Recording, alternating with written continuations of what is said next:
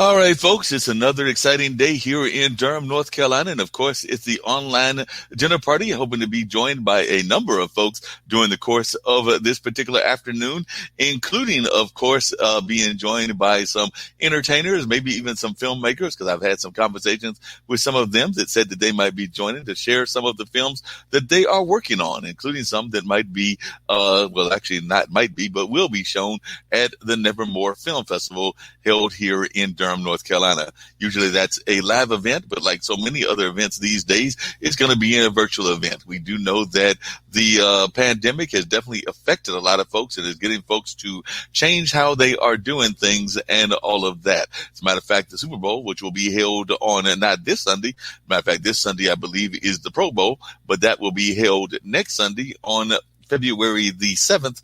That will be not as many people in the audience as we're used to in Super Bowls, even though they will have, I'm sure, the halftime show and a number of other things.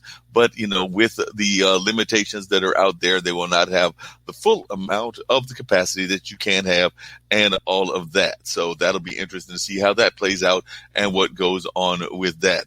And of course, you know, there are some changes going on in our government. I think a lot of positive changes. I'm seeing some executive orders that I'm actually enjoying and liking. I'm even there and there's talk of that bigger stimulus package out there, and we'll see whether we get that or don't get that. But I do know that Mr. Biden, President Biden, is trying to put that together and would like to see that happen in the very near future. So we are hoping that that does go on and that we're able to see how that all transpires and all of that. So that's some of the things that are going on in the world. And of course, they are rolling out the vaccines regularly. I understand that Durham may be one of the sites that has like a massive rollout of the vaccines and all of that. So we're going to see how that plays out. And for those of you that have been following the Silent Sam case and all of that, that's one of those statues that was toppled. The remaining charges have been dropped in the toppling of UNC's Silent Sam statue. So I just saw that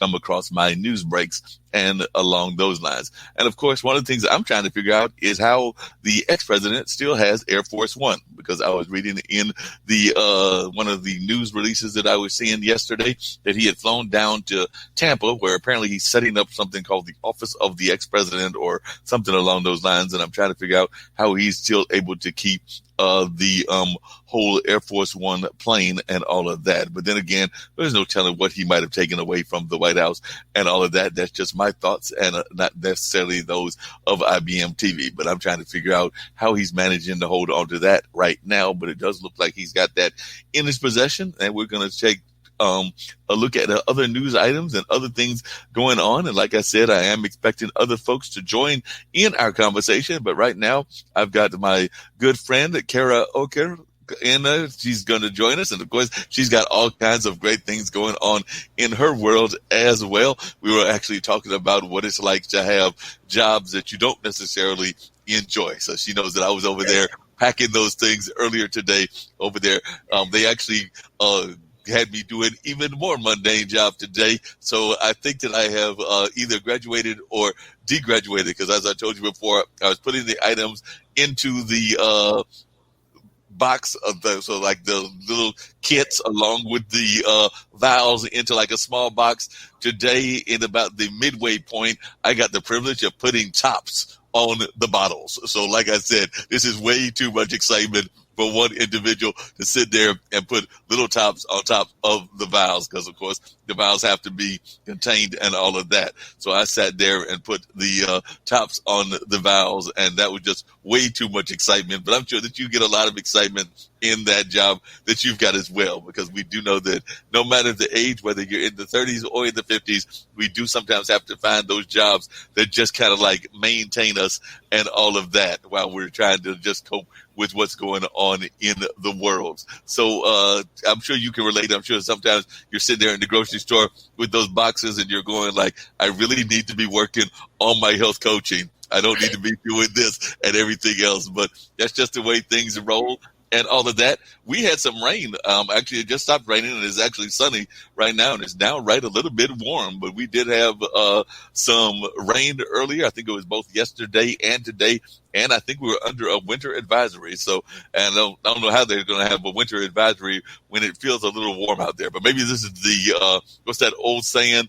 The calm before the storm. So maybe we're actually going to get some cold weather and everything along those lines. But how are things going in Cincinnati, and what's happening in your world, and what's going on in that regards? I do see that we have been joined by Tara, the filmmaker, who is going to be popping in as well. And of course, I got some other folks that'll be joining the conversation as well. But definitely, how are things going in Cincinnati where you are?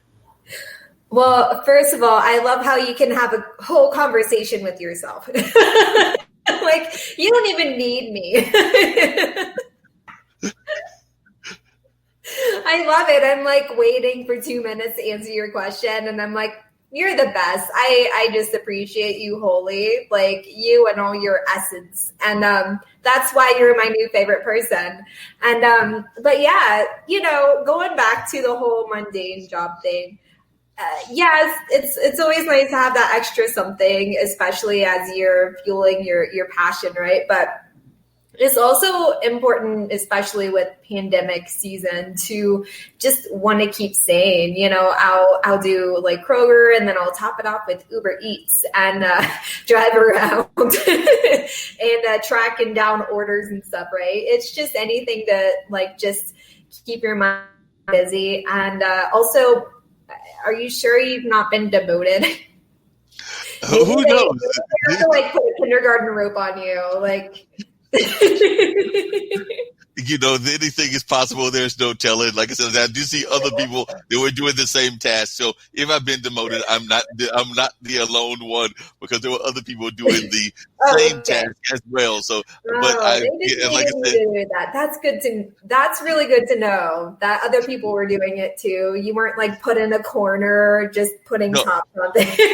No, I was not put in a corner doing it alone. There were other people doing it as well. And I was actually shocked. I think they were giving me a hard time today because, you know, I believe in trying to like follow protocol and all of that. So I did not know when I came to work this morning that there was new people coming to work as well. So, you know, even though this is not our regular job that we do at Measurement, as I've told you before, it's a testing company, so we're used to testing, but they actually grabbed some more people to come in and do these various jobs of creating these kits, these COVID kits and all of that. So these new folks came in, and one of them was at the door when I came in and everything. So I went upstairs. I was like, let me check. So I'm going to check before I let somebody in, because my supervisor had not told me that we had a new group of folks coming in. He was like, you didn't let them in? I was like, no, because you didn't tell me yesterday.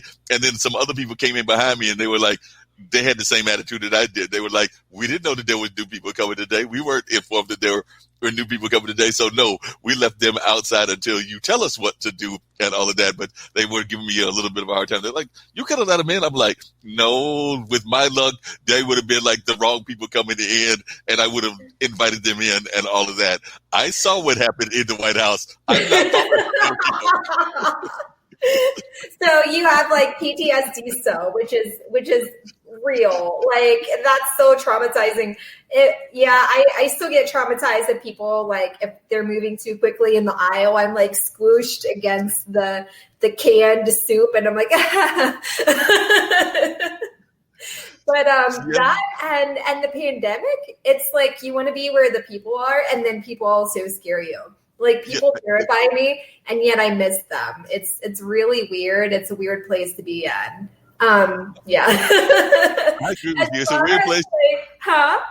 It is a weird place to be in. And speaking of a weird place to be in, I don't want to leave Tara out of the conversation. So I want to bring in our friend Tara, who is our new best buddy and everything. So Tara, we'll definitely get a chance to show the film that you've got going on and everything. But we were definitely just having a conversation about surviving during the pandemic. And one of the things that I've actually got to teach you about a couple of things. One is I saw that as I was reading some of your bio, that I am a big time pet lover and all of that. And I saw that you and your husband have a cat and everything, but you called them actually 2 cats or 3 cats. But I need to update my bio.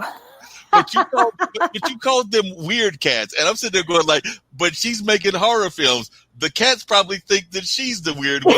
By the way, Tara is also got some animals as well. She's got And Henry cats and are Rita, weird. so she's got a cat and a dog. So she's got both a cat and a dog hanging out in her area of Cincinnati, Ohio. But I was curious to learn a little bit more about you and also how the cats feel about you, since you called them weird and all of that. But before we get to that, one of the things that shocked me was that you decided to move from the high point of filmmaking, which is what everybody considers California, to Maine. So like I said, when I read that, I'm going like, wait a minute, her and her husband were already living where all the filmmakers are. They were living out in that whole California area and everything. And now they're living in Maine. So I don't know that there's an active film community in Maine. Maybe there is, and I'm just not aware of it. But what made you move to Maine? And are the cats Maine cats, or did you take them from California to Maine? Well, the two that are mentioned in my bio, because we just adopted a third about 3 weeks ago, which wasn't a plan, wasn't part of the plan. It just happened. They're like potato chips after a cat. Right? It's so true. It's a senior cat, and she kind of got dumped when we took her in. Yeah. But so she's from this area, but the other two are from LA. We adopted them from the city shelter in LA, like years apart. They're awesome, but they're weird. But you can say all your pets are weird because you know how it is. Like your pets do unique, weird, quirky things that only you know. Your friends will never see it because they never do it when anyone's around except you. Yeah, and, weird. Yeah, but so Maine, I don't know. We were. I've got family back on the East Coast, and I grew up actually on the East Coast. I'd lived in LA since 1994, so. It's a long time. I just felt like it was time. LA's changed a lot since I've lived there.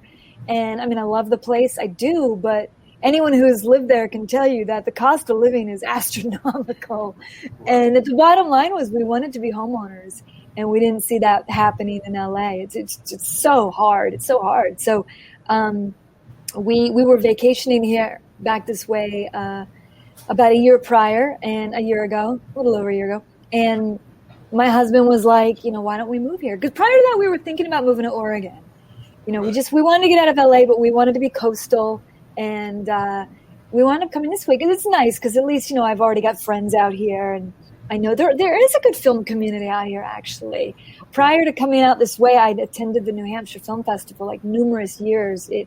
Other films had played there and met a lot of filmmakers back this way. And it turns out Maine has a good community. And I mean, everything's kind of up in the air right now, obviously, with COVID. But it's pretty here, you guys. It's so pretty, and it's affordable, and it's just lovely. LA is on fire most of the time these days. So. Yes, LA and California has definitely been on fire and everything. Now, I know that in the bio you definitely talked about the fact that you and your husband and the two weird cats had moved to Maine and everything. Now, is he in the industry as well, or is he doing something totally different? Because I'm sometimes fascinated when folks are both in the industry, and then sometimes it's better if somebody else is doing something a little bit more mainstream. But I'm just wondering, is he also in the entertainment game, or is he doing something a little bit different in his work life? He's not in it at all. I mean, whatever works for every relationship is different, and it's not like I was looking for something particular. It is very easy to meet people in your industry. We actually met in a bar, of all places. Friends have said that's very retro to actually meet someone in a bar anymore, but that's how we met. And he works in like manual labor. He does tiling. He's a professional tile installer, like backsplashes in kitchens and floors and stuff like that. But he's really handy. Sorry? He's really handy then. He's super handy. He's also this really talented artist. He makes sculptures, and I actually brought him on board for my movie. Marc, you saw it. It's where the knife that the little girl uses, we obviously couldn't give a real knife to a 3-year-old little girl. So I had to find a prop that was a perfect match, but, made out of plastic. And my husband made that. He made that for me just from scratch. He just built it. He's so talented. And he'd never worked on a movie before. But when I said, I don't know how I'm going to find, I got to find a place that can make a blade, he just started working on one without even telling me. He's awesome. Wow. He's multi-talented. He's also a good cook. I could rave about him all day. Sounds like a secret brother. He's freaking awesome. He's no, I need to What did you ask, Kara? I said, does he have a single brother? Or even a single sister? Like in another country, but not here. There you go. Oh, so he's not even from this area originally. So he's no, that's probably why he's so awesome. Well, that's horrible to say. It's probably true. Note to self, Tinder internationally. He's from Spain. And it's just, it's such a different culture. So That's yeah, so it's part of the cool. charm. And you know. Gotcha.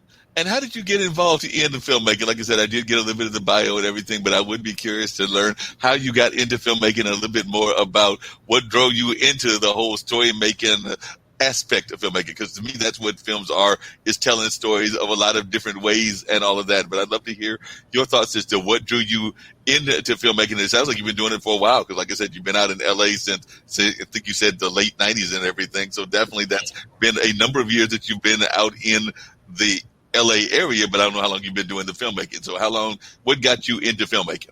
I like to tell people I moved to LA when I was 3 now, but I'm old. I moved to LA to pursue an acting career. That's how I started. And I did act for a long time. I did a lot of stuff. And then I just I never thought this would happen, you guys, but I grew bored of it. It's so weird when something's your huge passion and you chase it for so long, and then one day you wake up and you realize, I don't love this anymore, but I don't know what else to do because I've been doing it for so long. And but prior to that, I just, as actors do, I wanted to create content for myself. And that was what started me writing my own short films to cast myself in. And so the first 2 shorts I didn't direct them. I wrote and I produced and I acted in them. And they did well, especially the second one. Played a lot of festivals, won some awards. And then, other things happened in my life that made me think, I really love making shorts. This is really cool. I love the creative process, and I feel so much more fulfilled as a writer, especially like creating something and getting to see it come to life. It felt much more fulfilling to me than any acting work I'd ever done. And then, lo and behold, I guess it's the natural transition where, eventually you're going to direct something. Everyone kept telling me, you need to direct. I don't want to direct. I'm not a director. And then I did. I directed a film. I thought, okay, the only way I can direct something is if I'm not acting in it. So I directed a film called Earworm. It was my debut. And, man, I loved it so freaking much. I was like, who needs this acting thing? Screw this.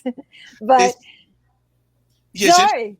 It's interesting that you say that, and I'd love to hear more of the stories about this and everything. I do want to get into a little bit about the earworm and everything, and I have a reason for wanting to know more about that and and along those lines, because like I said, I'm in the testing field when I'm not doing my media and entertainment kind of work that I do, and earworms have actually come up even as something that we've learned a lot about in schools and education and all of that. But one of the things I was going to tell you is that we've had the pleasure not of having Jim Carl on, who's the director of the programming of Nevermore and everything, as well as kind of like programming a lot of the things that go on at the Carolina Theater from the film aspect and all of that. But we've also had on this show and everything and on this platform, Deidre Hodge, who is the director of Full Frame. Deidre Hodge was also a Hollywood actress as well. She was actually involved in a lot of films. I think she was even involved in some of the Star Trek takeoffs and everything, because I know that she knows the gentleman that played Data and a couple of other well-known actors out of LA and everything. And she had a similar kind of thought to you, that she definitely wanted to find something that was going to enhance some of her other aspects of what she loved, because the acting was growing. I guess she was getting tired of some of those roles and not getting kind of like where she wanted. So in your case, you became a director and a filmmaker and all of that. In her case, she became executive director of a major film festival, which is the Full Frame Film Festival, which is also held in Durham as well. But yes, I remember us having that conversation where she was talking about some of her own background. And as you were talking, Tara, I was like, this sounds familiar. I think I've heard this story before, but in a different version and everything. So tell us a little bit, or tell our international audience, because it is international broadcast media, a little bit about those early days in Hollywood, and possibly even some of the folks that maybe you worked on, or some of those early films that you worked on as well, because I'm sure folks would like to know a little bit about your early background. And then I am going to get to Earworm as well, because just the title alone is fascinating me. I wrote and produced a short. The first short film was called, it's a lengthy title. It's called Another Grace and Johnny Adventure, Zombie Island.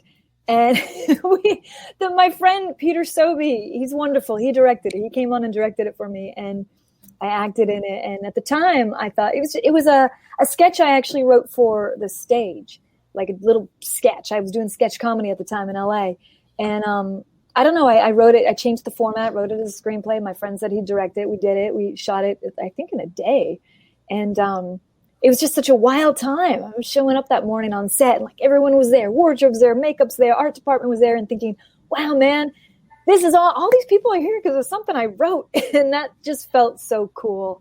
And I think you become addicted to that. And it was weird though, wearing double hats, I'm acting, but also producing it. It's such a bizarre, I don't know how, like, maybe I'll get there, but I don't know how some people do it when you see like Ben Affleck or whatever, directing a movie. He's also starring in this huge multi-million feature film. And I just didn't want to do it when I got into directing. I thought I want to be fully focused on this.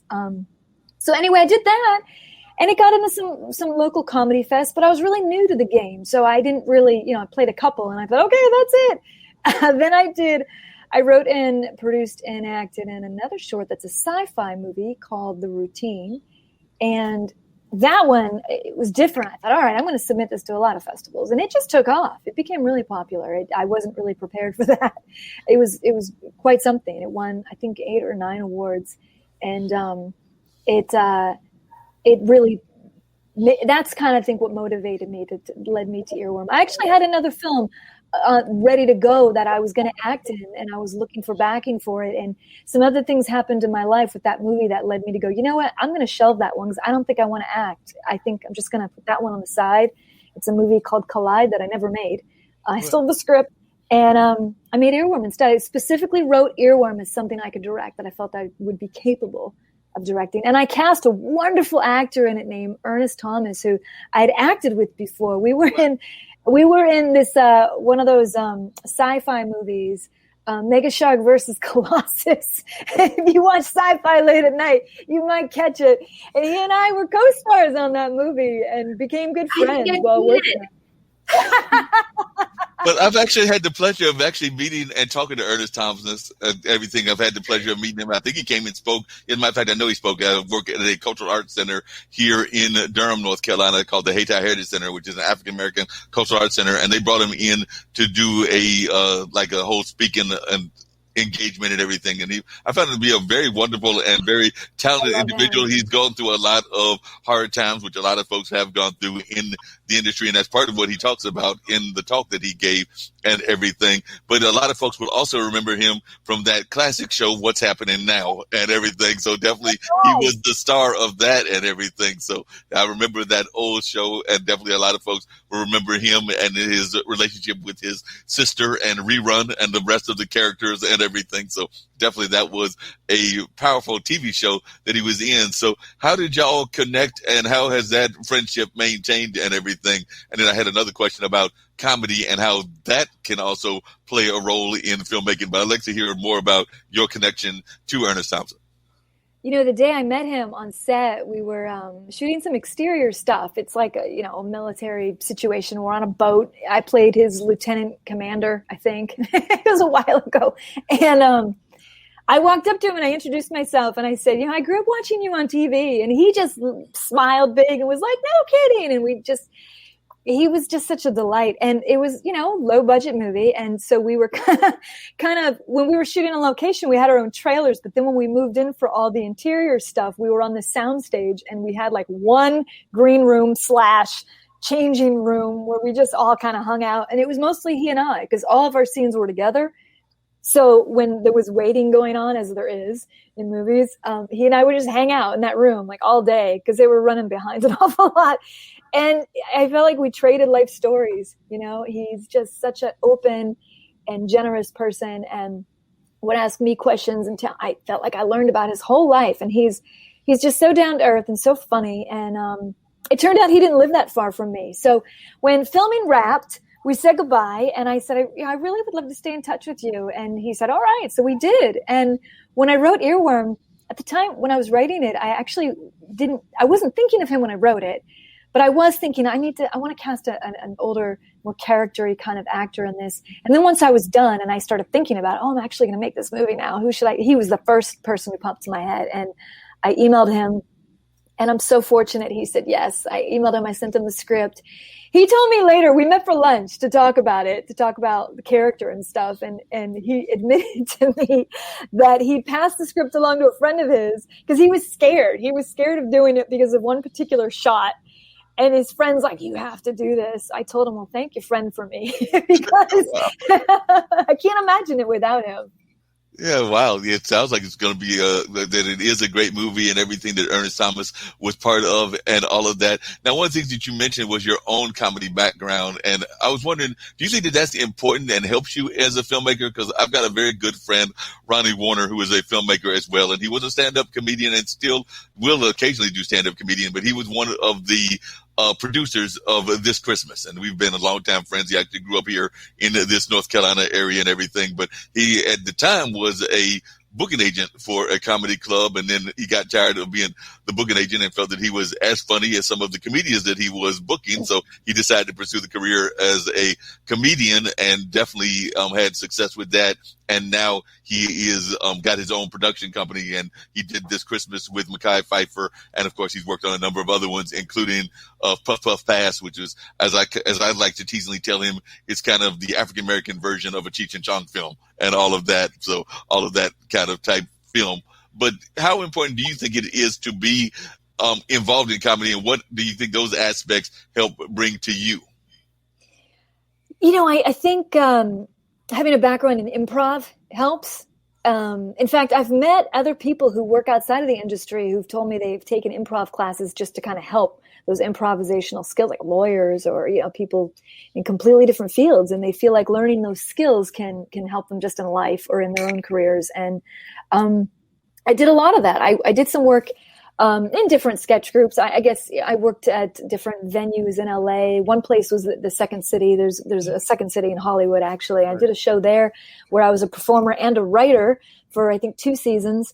And it's not something I was pursuing hardcore. I've met a lot of people where their goal is, I want to get on Saturday Night Live or whatever. But for me, it was fun. I just enjoyed it. I felt like it was an exercise to kind of keep you sharp as an actor.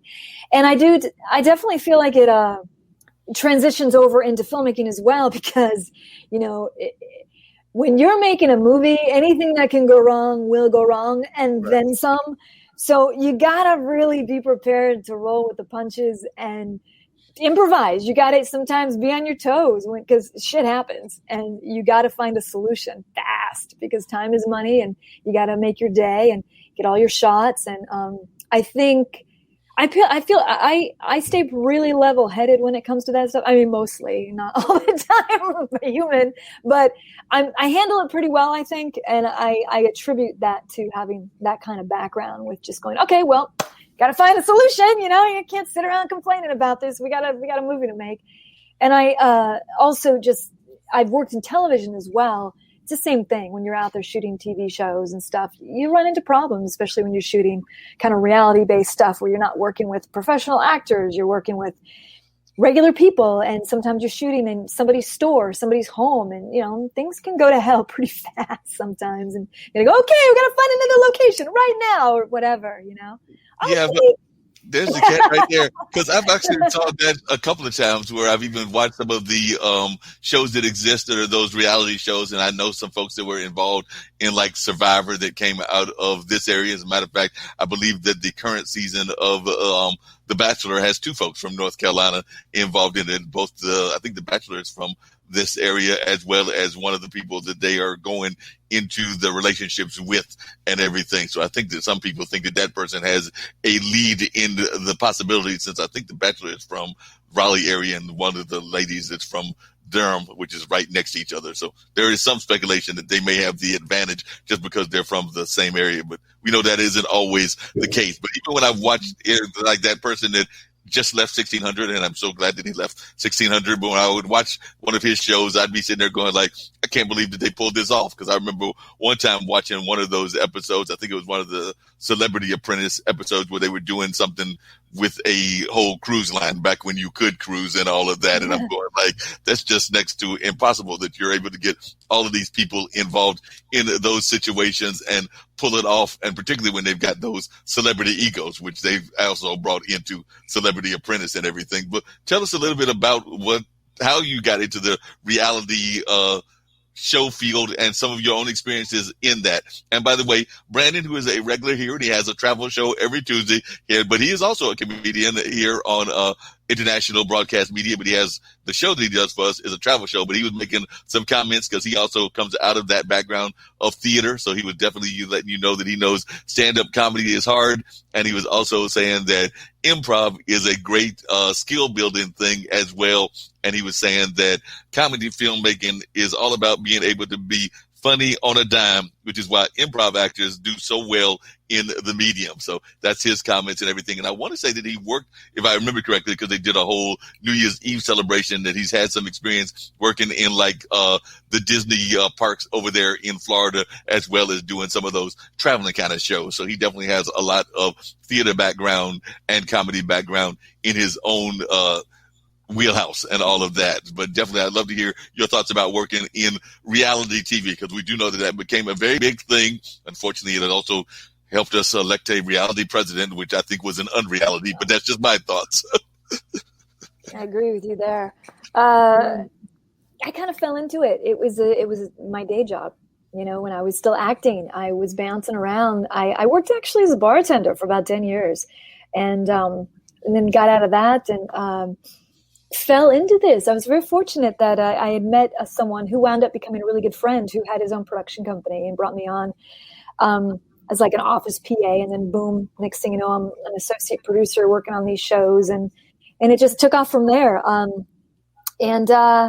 Which became easier for me when I eventually left acting. It was always a weird thing when my coworkers would find out I used to do acting, like the movie I did with Ernie, for example. A couple of years ago, I was on a show and one of my colleagues, I don't know if she was Googling me. I have no idea how she came across it, but suddenly she's like, "Oh my God, everyone needs to see Tara in this trailer for this movie. We didn't know you were an actor." You are Googleable. I've like, as you're talking, I'm like, Google.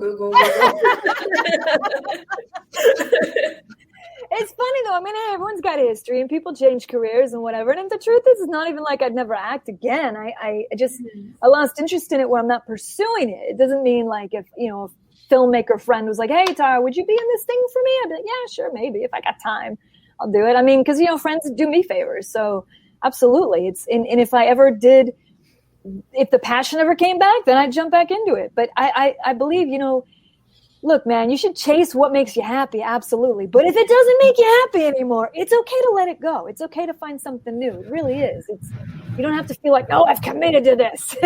That's crazy. If it's not bringing you joy, don't do it. I'm not really answering your question, Mark. Sorry. No, you're actually answering some of the questions. But one of the other things that we talked about on the show here and a couple of the shows and everything is the role of art and activism and art education. So I would love to hear your thoughts on how important do you think it is for artists to be activists? Because we did see that happen in the world over the last several years. And sometimes we'll see artists make statements, whether it's around Black Lives Matter, whether it's around what's going on with the pandemic, whether it's around a number of other things. But I was just wondering your thoughts about art as a tool of activism. Oh, it's huge. It's necessary. It's important. If you're not doing that, then what the hell are you doing?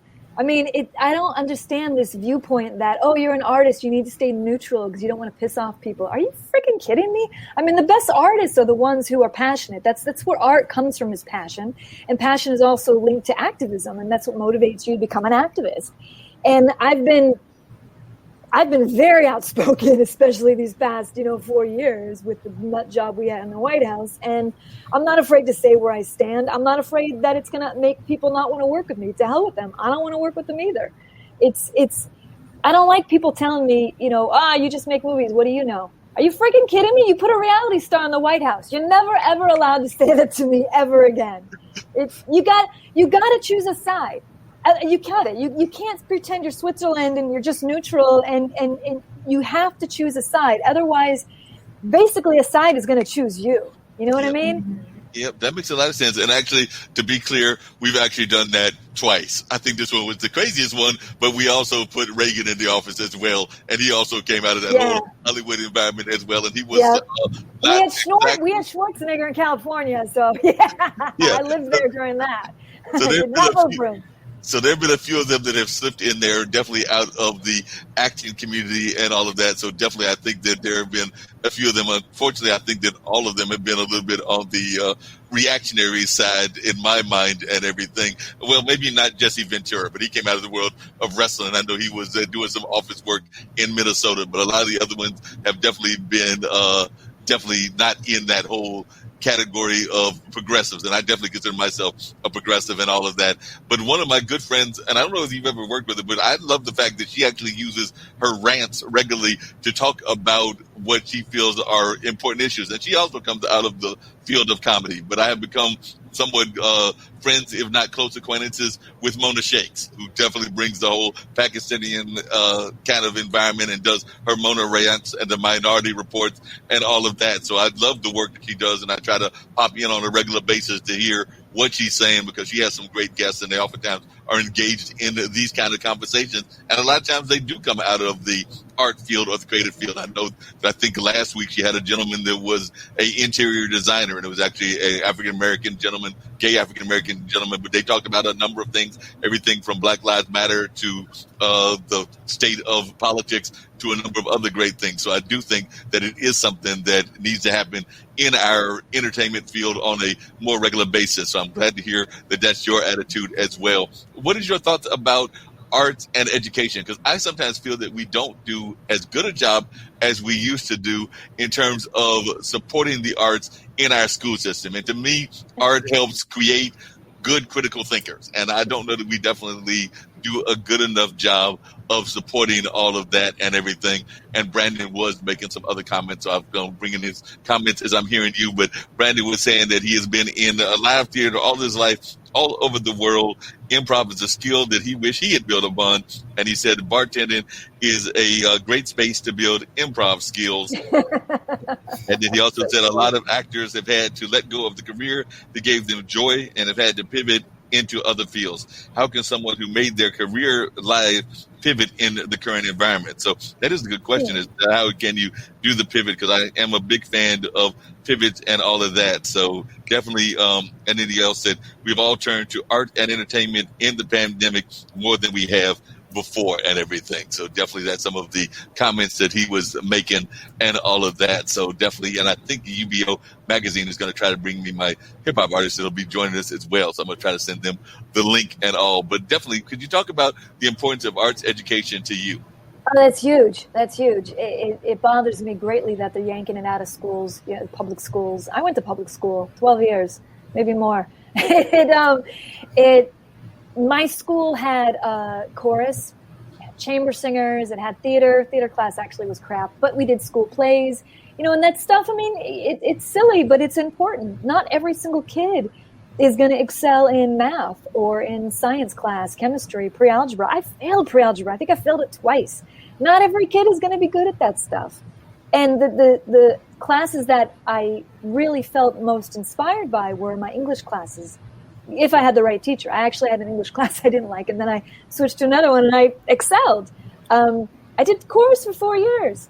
I took art classes for 4 years.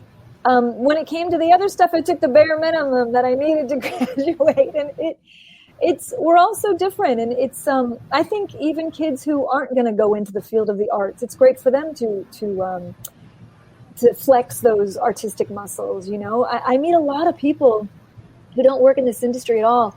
And they tell me when they were kids, they used to like to draw. And I'm like, well, do you still draw? And they don't. And I don't know what happens when you become a grown-up. You just stop doing stuff for fun. You stop I'm going to write, I'm going to write a short story, or I'm going to paint a picture just because I want to. You don't have to do it because it's what you do for a living. And you just do it for fun anytime you want. There's places out there. There's little stores you can go in and paint a ceramic bowl, Just do it. Spend an afternoon tapping back into that. It's so important. And taking that out of schools or claiming that you can't find the money to continue that is just bullshit, man. It really is. I mean, what are we doing? Are we just creating the future is just going to be these little militant kids that are just taught the basics and this and that, and they're not going to be taught how to broaden their imagination or bring out that creativity. You guys just said it. The arts are huge, especially right now. Branden just said it. It's really important right now. What are people doing? They're sitting at home. They're watching TV. They're watching movies. When you can go out, I mean, it's kind of limited what you can do. This stuff is, I don't like people that knock on it, because if you're not going to support the arts, well then try going a year living without taking part and enjoying the arts as an audience member or consumer. Try that. And then I'll ask you how important that is to you. Yep. And speaking of Branden, I'm going to bring up his quote, but I'm also going to bring up Branden, because Branden said that arts education needs to be funded. The humanities creates critical thinking, and we need to fund that more to prevent the thing we had in the White House. Yeah, so speaking of which, let's bring up Branden. So Branden enjoyed this and everything. So, hey, Branden, glad that you were able to pop in and join in this conversation. We've got Tara Price, and of course, Cara and everything, because she's popped in on a couple of our shows regularly, who is a health coach and all of that, and definitely does a lot of great work around gut health and all of that. But we'll definitely be showing in a little bit of Tea Time, which is the current one. And I love the fact that it's set in like this whole dull kind of like environment and everything. So I'm going to bring up that trailer, and you'll get a chance to check out this film that will be at the Nevermore Film Festival, which is a major film festival. It celebrates horror as well as thrillers and psychology kind of things along those lines. So definitely celebrates a couple of styles of genres, but definitely I am a big fan of it and have been a judge of it for the last, this is my second year. So there are folks like Jim and others that have been judges for a number of years, but definitely glad to be involved in everything along those lines. But definitely glad that you were able to pop in, and you were seeing that Tara has also got that kind of background that you've got in the theater and all of that. So I'm sure you've got some questions and some thoughts that you would like to share with our illustrious guests. Well, thank you. Thanks for letting me beam in. I love this conversation, and I think that when you talk about health and you talk about the arts, there's a deep connection there, because you can't get on stage or in a film and perform without being able to inherit that kind of persona and inherit that moment and react and create that moment together. So there's, I think, a lot that mixes there that we don't talk about. But I do want to piggyback a little bit, Tara, on what you were saying. I think that we have to talk about the capitalism of the arts world, right? That kind of money-making world. So public schools have cut all the funding, and yet you've got all these BFA graduates and these MFA graduates who go to school to be in the arts.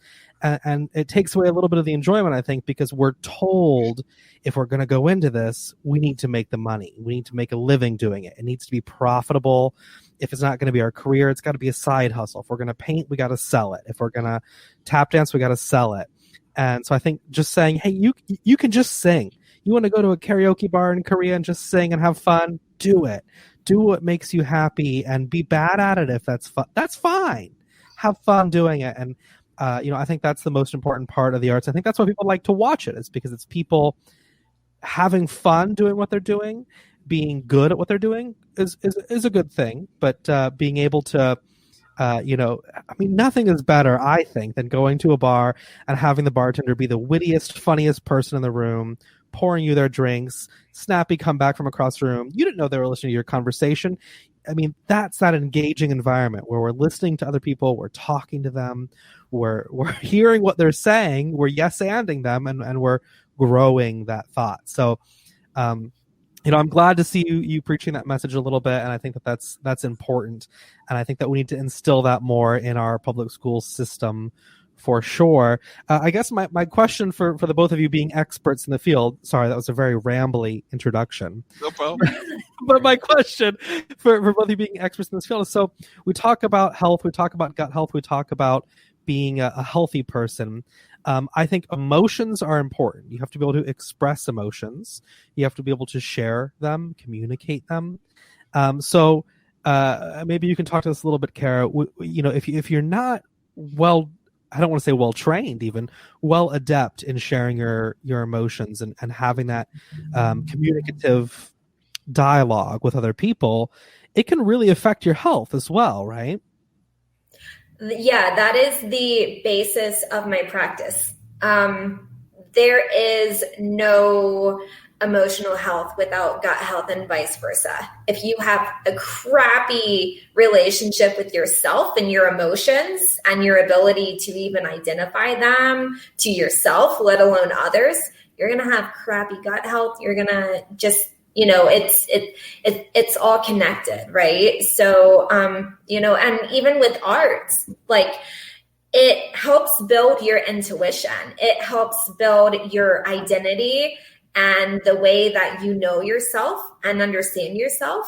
And that's super important. I mean, even in my practice, I'll be like, what do you like to do? Like, well, I like to draw, but I'm not good. Like, who said, you don't have to be a Picasso or whatever, do you enjoy it? Do it. And oftentimes, even in the school system, kind of looping it all around, there's this pull of we had to perform. I'm being a former educator. I got out of teaching in the school system because it was all about perform. And so many people just growing up feeling that they couldn't really pursue their passions or that they couldn't really understand their purpose as human beings, and seeing how that just can affect your emotions and your health, that is like so detrimental. So yeah, 100%. You can have the most healthy meal with like 8 different kinds of vegetables, your protein, fats, carbs, and still not be able to digest it because you're emotionally constipated, essentially. It all is connected for sure. And Tara, how important is that? Because actually we had a guest on this past Monday who was also one of the Nevermore film people, and they were actually involved as a producer. They were actually as I kept calling them, the purse string of the operation of that particular film that will also be shown during the Nevermore Film Festival and everything. But how important is it for you to have those kind of like nutrition aspects on your sets when you're making your movies and everything of that nature? I know that they shared a little bit of what they felt the importance of having the food element on the set, as well as other kind of elements. But I would love to hear your perceptions as one that is both a director and a writer and definitely involved on a lot of different levels. Well, people got to eat. You got to feed them, keep them happy. It's so interesting that I wound up on this episode with you, Cara, because getting all personal here, but I just had a bout with diverticulitis this past October for the first time in my life.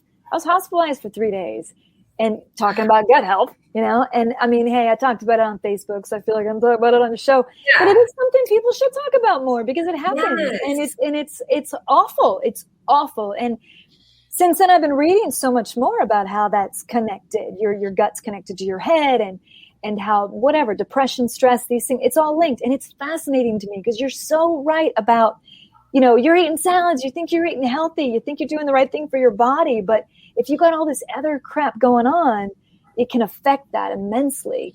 And anyway, I just wanted to share that because I think people I'm human and people should know that this stuff can happen to you. And it happened to me.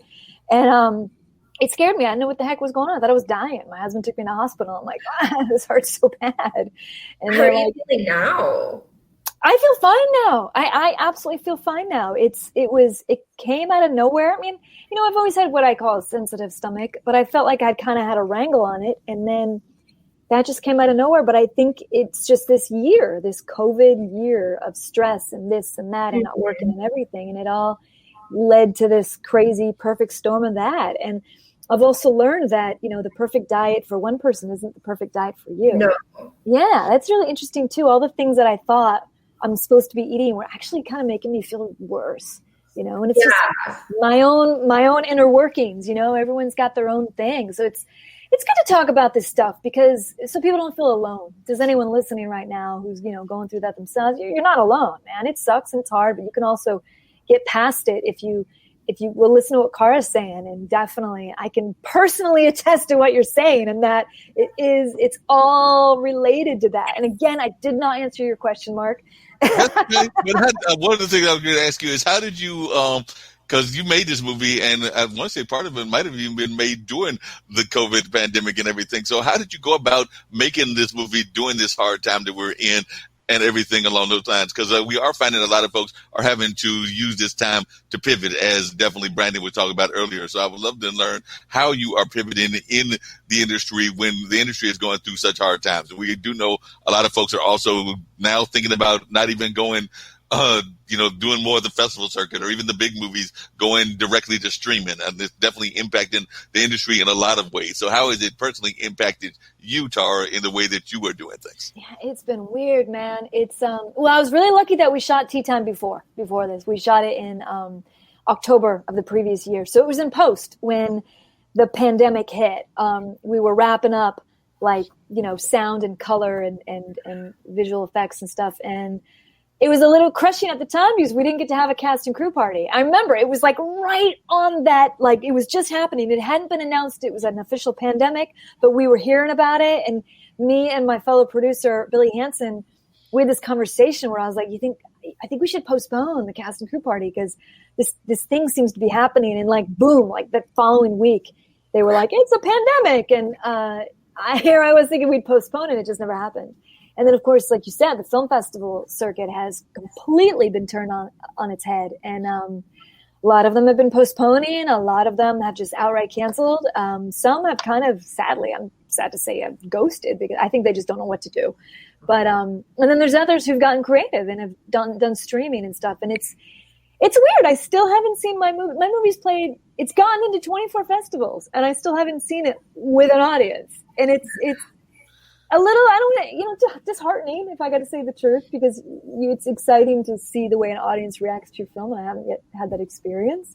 When it comes to pivoting, I've had other people who've reached out to me about, let's make a movie during the pandemic, and I'm just not really comfortable with it, I've found. I thought, yeah, and then I go, I don't want to do this. I don't want to do this. I don't feel safe enough to do that. I haven't worked this year. I'm not comfortable doing that. That's just me. I'm not comfortable doing it until the vaccine has kind of been around for a bit, but still got to be creative. You still got to have that outlet. So my pivot has been that I've switched from writing short scripts to short stories, totally different format.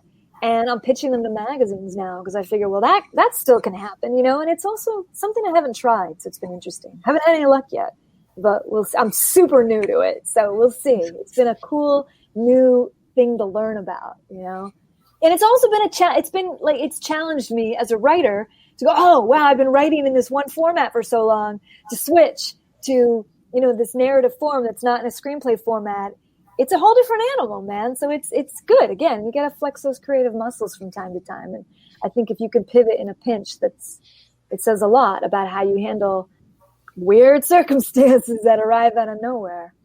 One of the things I was curious, and I just saw a news thing that went across my screen because I sometimes will have these different news things that will pop by just so I can keep informed of what's going on in the world. And they were talking about Comedy Central, and apparently there was an African-American comic that was making a claim of tokenism. And I know that that's something definitely that even here on this network that Kimberly Calhoun, one of our founders, talks about, in the sense that she is very much an advocate for women entrepreneurs, women rights, and things of that nature. So as a woman in the comedy industry, as a woman filmmaker, how do you feel that we are doing in terms of being fair, in the sense of being fair to minorities, fair to other women directors, and definitely having a level playing field in the industry? Or do you think that that's something that still needs a whole lot of work? Oh, it still needs a whole lot of work. But it's I've seen some things happening. It's nice. There's I send my movie to women-based film festivals, and I'll also send it to just regular film festivals. And I'm glad those women-based ones exist. They should. For any minority, I think there should be a niche, because it's a way to congregate with other people who understand the struggles you're having, and I like that. I like meeting other women filmmakers, and I like feeling like, is there a way we can help each other?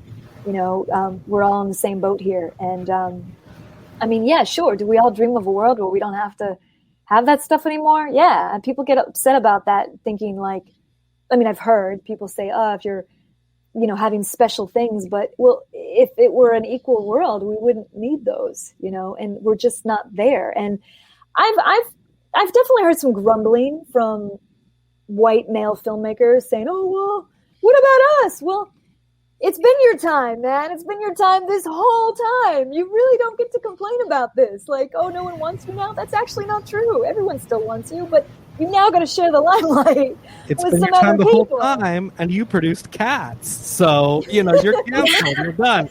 But I totally agree with you. I think that for me, coming from an LGBT background, my God, I can't tell you, when I was, 14, 15, 16, you could not find a film with a gay character that wasn't either incredibly camp or died of AIDS. I mean, that was it. That was all you had. So to see a film where it's just like, oh, just two people happy and in love and doing their thing, I can't imagine for women, it has to be even more of a struggle and even more of a long, it's been a very long struggle at this point. So I totally agree with you. I think that, it's super underrated to, you have a classification of, oh, this is a female film. This is a film produced by women. This is a film, an LGBT film produced by gay people or lesbians. Sometimes it's a great story, and it just can't compete because it has those aspects. So you do have to still have those elements of, oh, we're going to an LGBT film festival. We're going to different film festivals that are in my target. But I think that in the pandemic, we've seen such a huge demand for digital content that we've started to see the old, I say this jokingly, the old white man run out of good ideas for digital media. We've got Cats, we've got The Prom, we've got all these other, things that are just dumping on Disney Plus and Netflix and HBO Go and all these other places. And none of them are doing well. But what's doing well are the people with unique, authentic, individual stories that are coming to the forefront on YouTube, on TikTok, on streaming platforms, and actually sharing an honest, good story that emotionally resonates with them. And that's something you don't have a lot of in this world with such a demand for digital content since, 2015 or so. You've really just had this demand for films and online content and digital content. What can we sell, and what can we sell, and what can we sell? So having that authentic connection, I think, is so important. So important for your emotional health, but also important for the performer. And I'm excited to see that you're pivoting, and I think that you're going to do some really great things with some of your material. In the next Fran Lebowitz maybe, but I think that having the ability to creatively pivot like that is so important in this time, and it's something that a lot of people have struggled with. A lot of people have been able to do. Some people haven't been able to do as well. But what would you say to someone who, maybe at this time in the game is coming out of, let's say, college? They've got their degree in musical theater. They've got their degree in whatever. Maybe they've done some second city. Maybe they're in Chicago. Maybe they're in Toronto. Maybe they're doing whatever, Upright Citizens Brigade, and they're having kind of a hard time going, okay, now what, right? Like, I just trained for all of this, and that's not there for me to do. What's the pivot? What's the next step for those people? That's a hard question. Sorry to throw you with a hard ball. I mean, I just met you, but here we go. You got to take advantage of what's around you, and we're living in an unusual time, but it's also an exciting time because, look at how media has changed and so fast. Podcasts. Nobody was doing podcasts. Well, not nobody, but not like now, like 10 years ago. And we didn't have all these different streaming services, and even the big wigs are jumping on it now, HBO, right. And they all want to, you got HBO Max now. Everybody wants to jump in on streaming, Disney. And remember when Netflix was just you getting DVDs mailed to you guys? Yep. Yep. And that wasn't that long ago, it's wild. It's wild how quickly it's taken off. So I guess all I could really say to someone is, there's a lot of crap to be depressed about right now with lockdowns and we don't know what the hell's going on. However, we're living also in a really exciting time with so many different platforms happening. So if you can figure out how to navigate that stuff and what you think is going to work best for you, you got to think outside the box. You have to. It's important to do that and find out, all right, I got some art to share, let me first make the art and then let me figure out how to share it. There's so many things to choose from right now. You got to be prepared to roll with the punches and like you just said, pivot. And it's just find what is going to work best for you. There's really no rule, man. You can't be like, well, what is everyone else doing? I mean, what works for you? It's like your diet, your gut health. What works for everyone else might not work for you. It's the same with this stuff. Well, it's life because, sorry, I'm cutting in.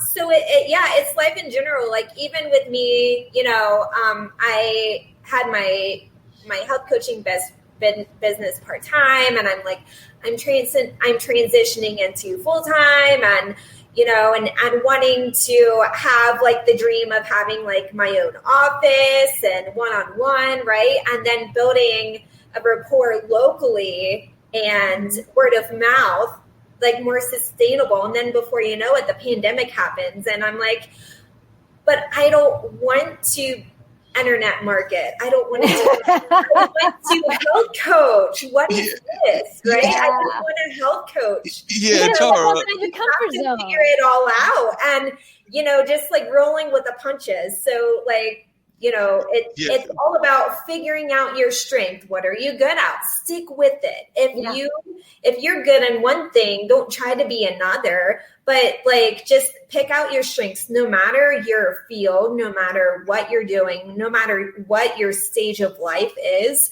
go with what feels comfortable and build on it. And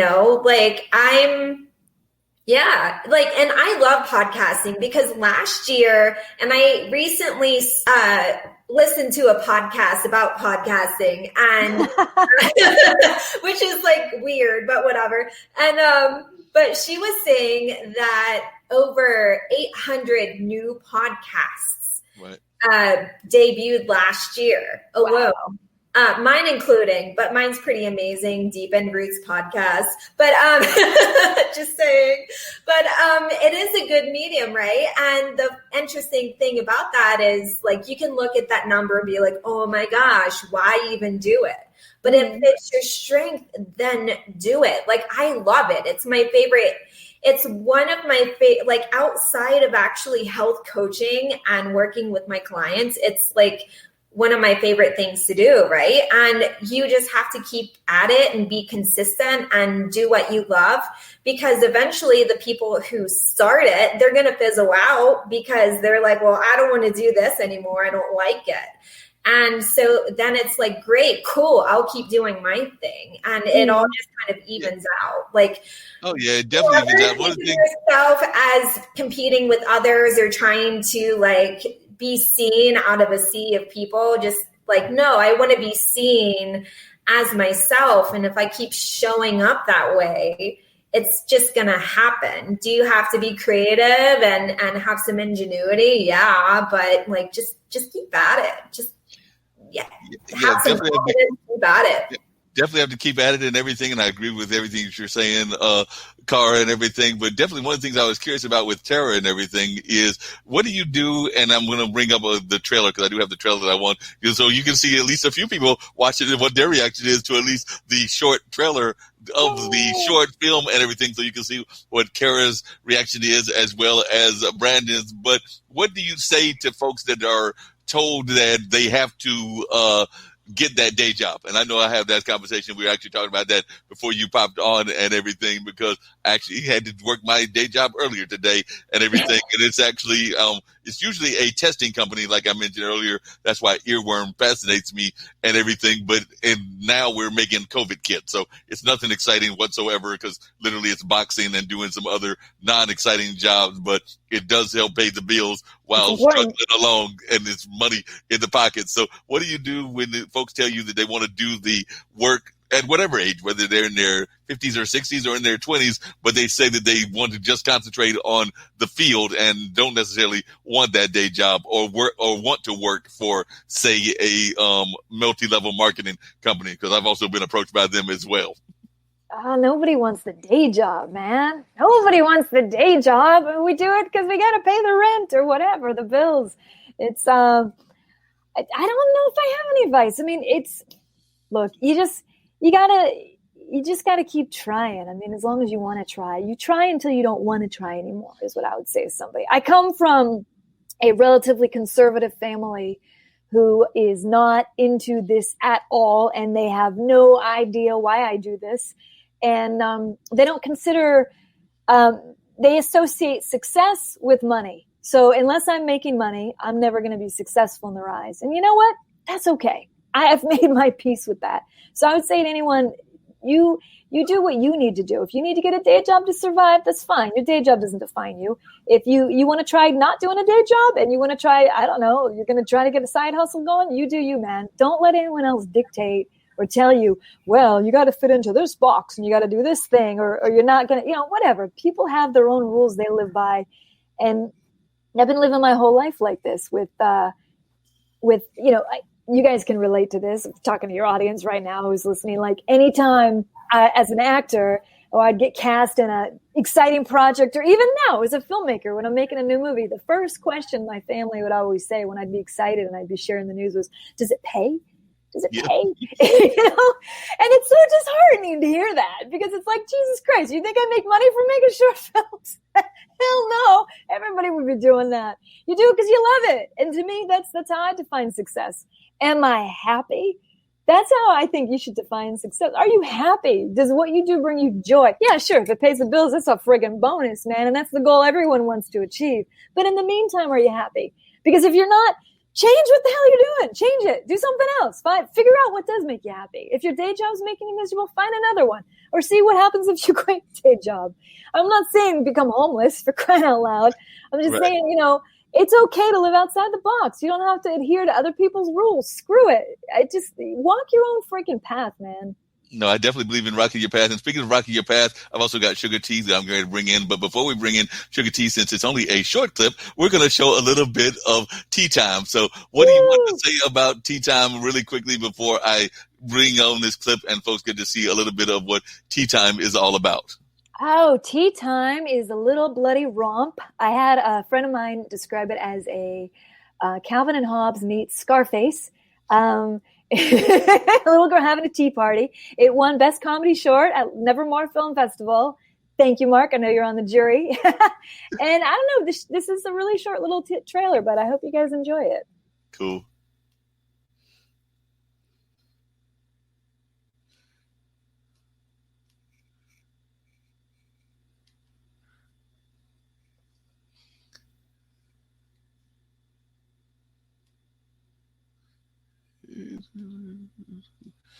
Assuming it wants to work. So let's see if it wants to work now.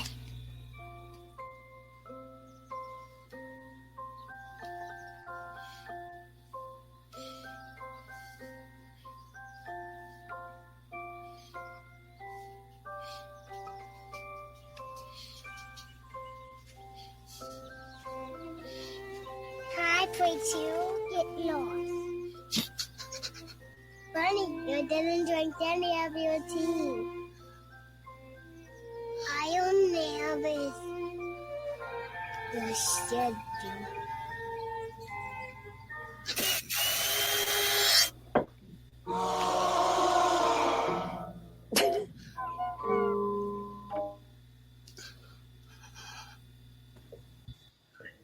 Was that the knife that your husband made?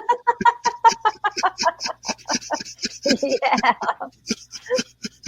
That's awesome. Let me just, I have to say, I have to just tell you, I've been on IBM TV for 6 months or so now, and we part of the job is we watch a lot of these. We watch a lot of trailers. There's a lot of films, a lot of short films, and they always bring it up, and you're on the air, and you smile and nod and go, "That looks great." I would watch this. This looks like something I would absolutely on a Friday night put up on the TV and go, "This looks fun." I mean, we this can looks watch fun. it next month. I'm excited. Yeah, definitely. I do want to bring in Suga-T because I know she's got a little bit of shortness of time and everything, but she has got a major event going on in the California area and everything where she is honoring a lot of hip hop artists, and she is actually a well-known hip hop artist herself. and all of that. So Suga-T, glad that you were able to join me. I know you've joined before in the past, but we've done the audio conversation, but never this kind of platform. So definitely share a little bit about this amazing event that you've got coming up in the Bay Area, where you're going to be honoring a lot of the women of that area and everything. And it sounds like it's going to be a truly amazing event, but also share with our panel here. And I've got Branden, who is a fellow co-host. He does a travel show, but he is also out of the world of theater. And I've got Tara Price, who is a filmmaker, stand-up comedian, and a number of other things. And I've got Cara, who we're trying to negotiate to get a nutritious show here on this platform, but also definitely is involved in health, wellness, and all of that. And of course, you know me as one who's involved in entertainment and all of that. But we'd love to learn more about this truly amazing event you have coming up in the Bay Area of California. Sure. Thank you so much. Let me just be clear. I'm Suga-T, and I'm actually a life skills and transformation expert, as well as a vision and wellness coach. I also, of course, hip hop was my foundation, but I'm a multi-talented songwriter, producer, as well as a hip hop artist, but in a legacy and more hip hop matriarch element after 36 years. Celebrating my 20th album. I have multiple albums within those 20, which are singing. I got house albums, blues, R&B, rhythm, soul. So I am a multi-genre talent, not the typical today's hip hop. That's very, very important for me to make that clear, because what the narrative have become in hip hop is not something that I'm happy about. So, and it's, covering of the older women, such as myself, who trailblazed for it and got through a particular type of branding and then moved into many, many other facets that we're very familiar with. And that is those in which I've presented earlier.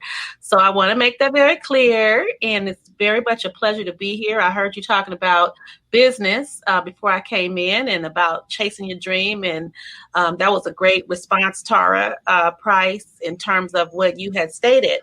I have a book called Boss Up, Baby. Be about your business. And it's how to use your God-given gifts to explore entrepreneurship, to replace barriers, and to make more money. And I specifically have been an advocate because I was a mother at 16 and two at 17. And I became a young grandmother very, very early between my career and shortly after my children became adults. So they're in their 30s now, and I'm a grandmother of 6, so very proud to be. Which my grandchildren are almost teenagers. So being able to have the well-rounded experience that I've been very blessed to have, there was a lot that came with that along the way, and especially with the politics of being a woman in specifically the hip hop game, and of a game of people who want to, where they've come to a place of everyone just having messages that are not always the most healthiest to promote and to write. So, I chose to stand in my own lane after originally coming in and having fun, being a part of that messaging, and then realizing, after maturity and other things in life that you learn and you grow into, being able to stay connected and continue to hold my legacy spot as one of the trailblazers. Entrepreneurship is what saved my life. So it gave me the flexibility to move around. I was definitely I guess you would say discouraged by many people around me that always want to say, well, if you're sick of the music, then just go and work a 9 to 5 and stay there and just be happy. And it's like, no. I'm a visionary.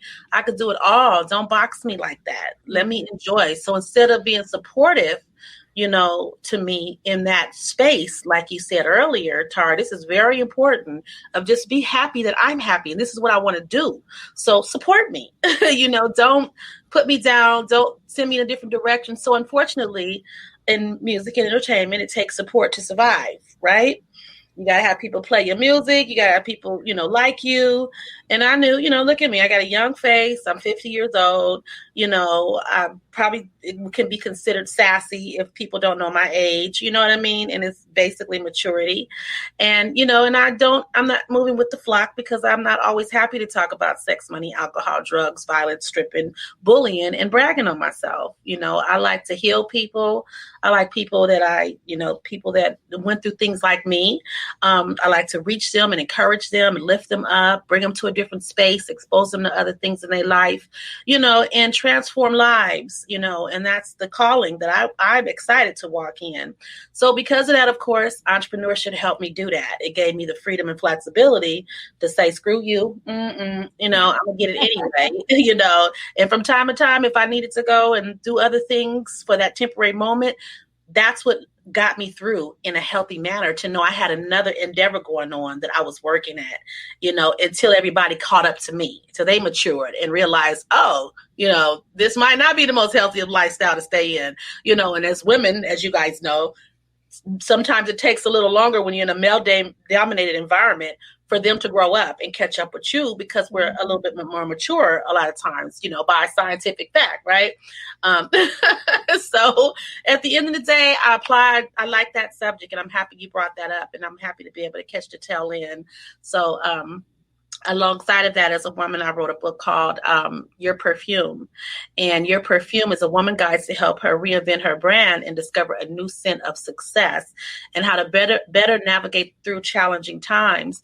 Because, of course, along with transition and, walking in a path that everybody might not be happy about to support you in, comes challenges, right? And so therefore, these tips are tips that give women specifically, because I'm a woman and I believe in always starting from your own space, to be able to help them better understand the things that they go through, how to look at them in a positive way, and what that foundation consists of. And that's called Your Perfume. So both books, Boss Up Baby, that's Be About Your Business. It's for everybody in general.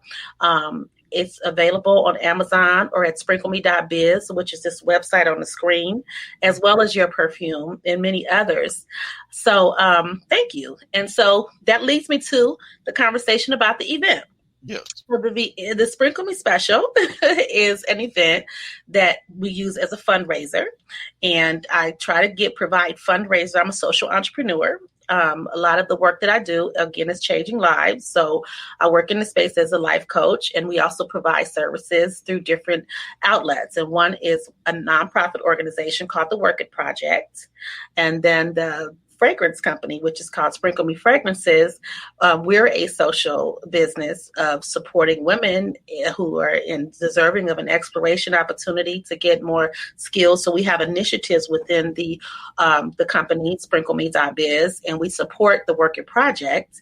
And it works as a collaborative of changing lives and giving opportunities to women as well as to others who are in need, to help keep them from falling through the cracks.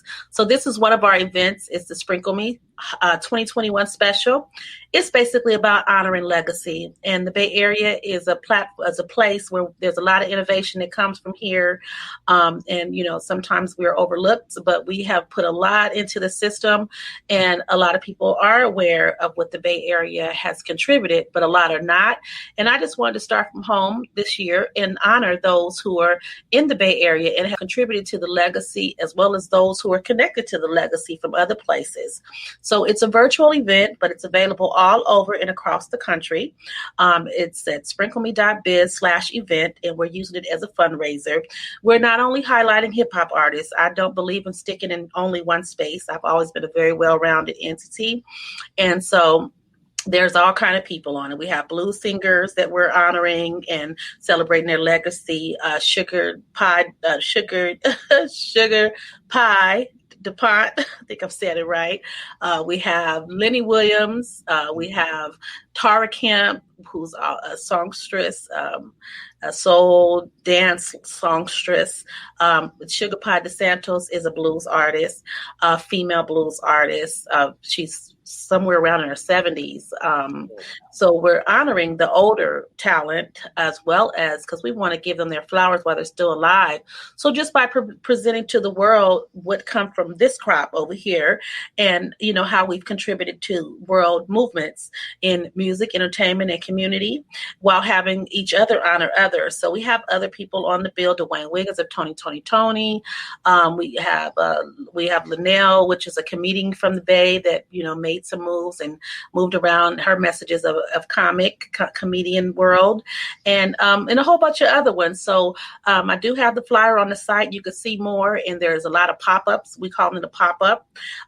There's lots of people who are going to pop in. That's unique, that's special, and is a part of the Bay Area legacy, and enjoying the movement. Sounds like it's going to be an amazing event and everything. I'm still trying to decide, and Branden may agree with me and everything.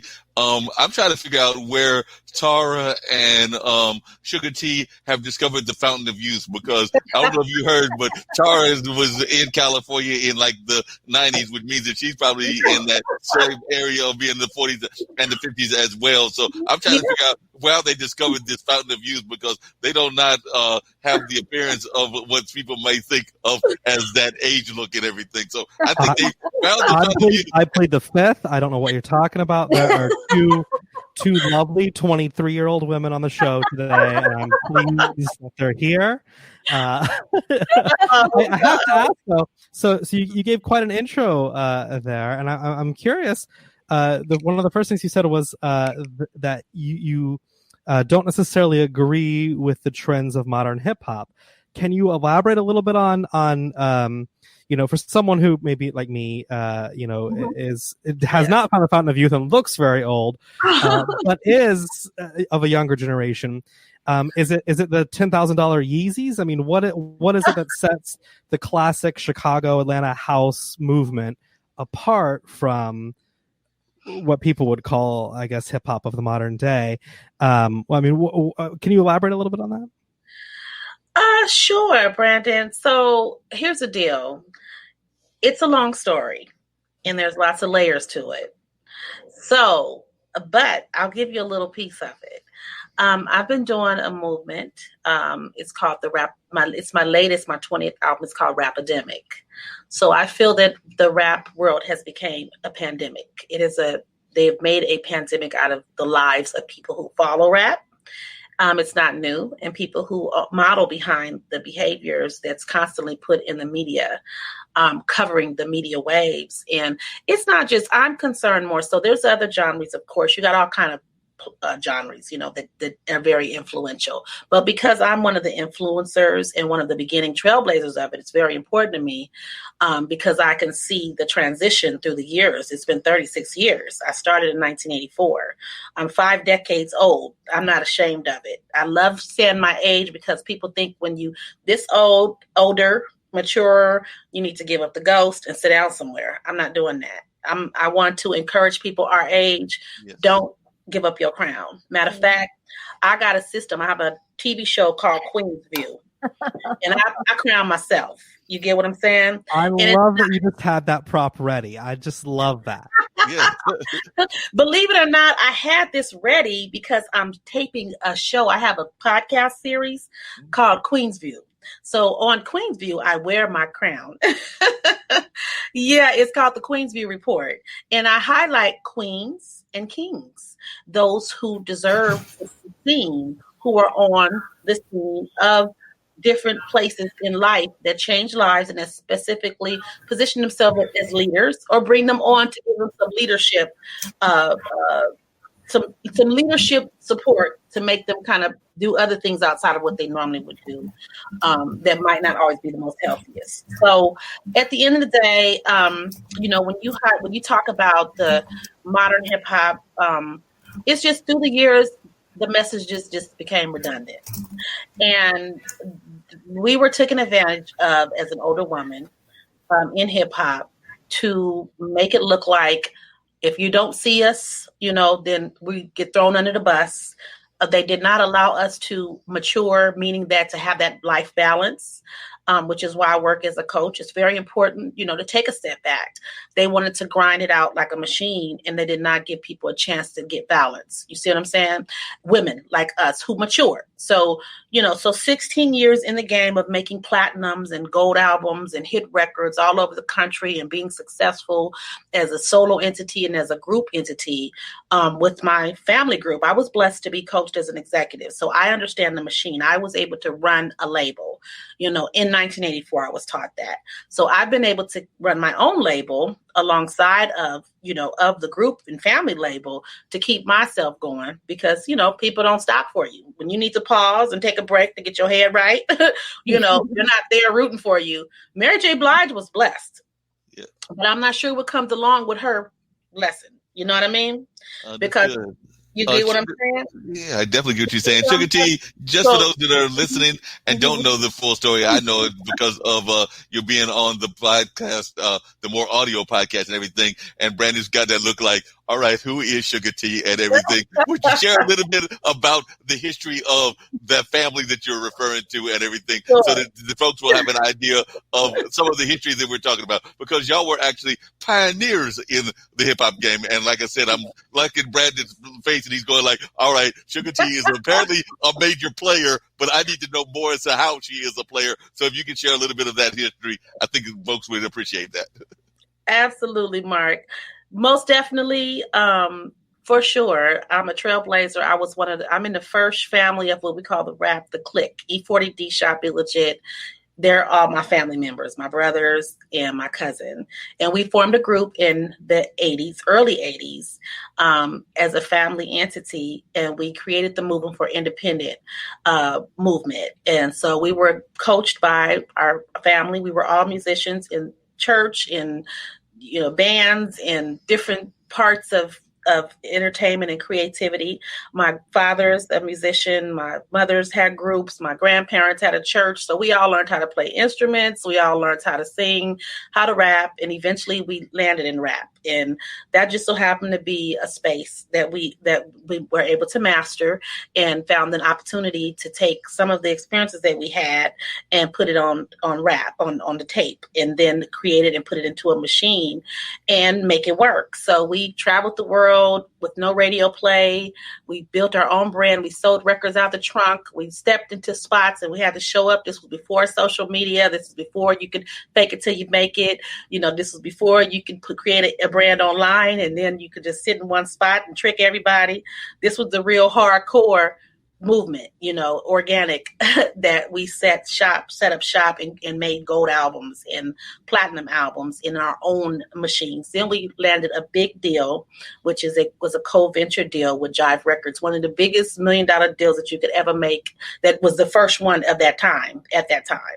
And we were able to have the best of both worlds, the underground and the commercial. And to this day, we still have that option. We have the best of both worlds. So we have individual solo acts, and we also have our group acts. A very influential family across the world that people really modeled behind having independence. And so so that's the story. So I've seen the changes. I was the first female of the Bay Area that went across country and made things work out. And when I'm looked upon, I'm admired for that. Me and my brother, one of them, E40, we have the biggest brother and sister hip hop duet ever in history. It's a multi-platinum single that's been around forever that people love, called Sprinkle Me. That's why I'm calling the special Sprinkle Me Special 2021, because it's about information. It's about giving information. It's about learning and educating others and enlightening people. And history has been thrown under the bus. People in this game have their agendas and they're throwing history under the bus. So I'm stepping out into the game, making sure that people are very clear of my existence. I haven't left it, but I've always put other things around it because I wanted my flexibility, my freedom, and to stay in control of my environment and sometimes survival, because everybody's not always in agreement when we want to do things we need to do. And they don't understand when you need to stop and breathe, or you make a bad decision or you make a good decision and you think it is, or it turns bad, or you become a time where you have to kind of balance things out. They don't get that not in the hip hop world. This has been very helpful in other industries. They do it in other cultures, other industries, but hip hop is the only one that I found that does this, and it's not healthy to me. We have become a programmed environment, and we're walking in a space. So I step into a hip hop matriarch mode, and can't nobody fight me for this because they know all they got to do is Google me. I'm on Wikipedia. I've been around it forever. It ain't because I can't do it. I'm just not interested in presenting the same message all the time. It's just sickening to me. And it's degrading to who I am as a Black woman, as an older woman, as a woman of community, of change, it just doesn't make sense to me. And so I'm just in a space where I want to enlighten others and tell people, get up on your movement. Stop being so silly and only making yourself stuck and stagnated in one space so we can grow. And the older women, I'm for the support of the older women and the kings who support women who present themselves like, queens, and that's each and every one of us, for the diversity of where we all come together at and represent, what's needed. And that's us leaving information for the people that come behind us that's going to help us become a better society and learn how to love while not erasing the history and continuing to bring up the younger generation, but making them respect the game. You see what I'm saying? So I do.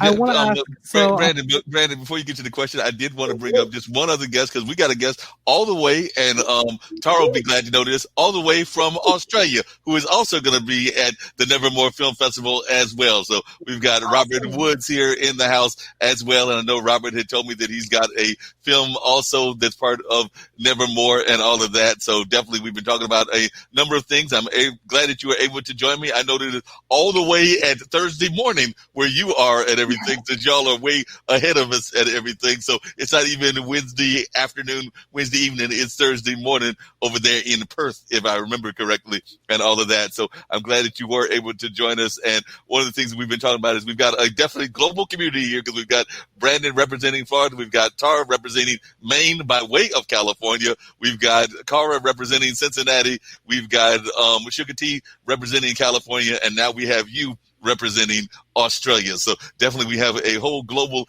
entertainment community going on. And one of the things you said earlier, and I did want Branden to get to his question and everything, but we had talked about it earlier, was, and I'd love to hear from Robert as well, and I will try to pull up his clip also, but we talked about activism and things along that line earlier before you gave me on Suga-T. So I'd love to hear your thoughts about the importance of artists as activists, because I do think that that is a vital role that artists play, but I'd love to hear from you as one of the ladies in the house, and then I'd also love to hear from Robert as well. Absolutely. I think it's critical that artists should, leaders in general, leaders that really, so they should always, we need purpose at the end of the day, and to walk in purpose is so valuable.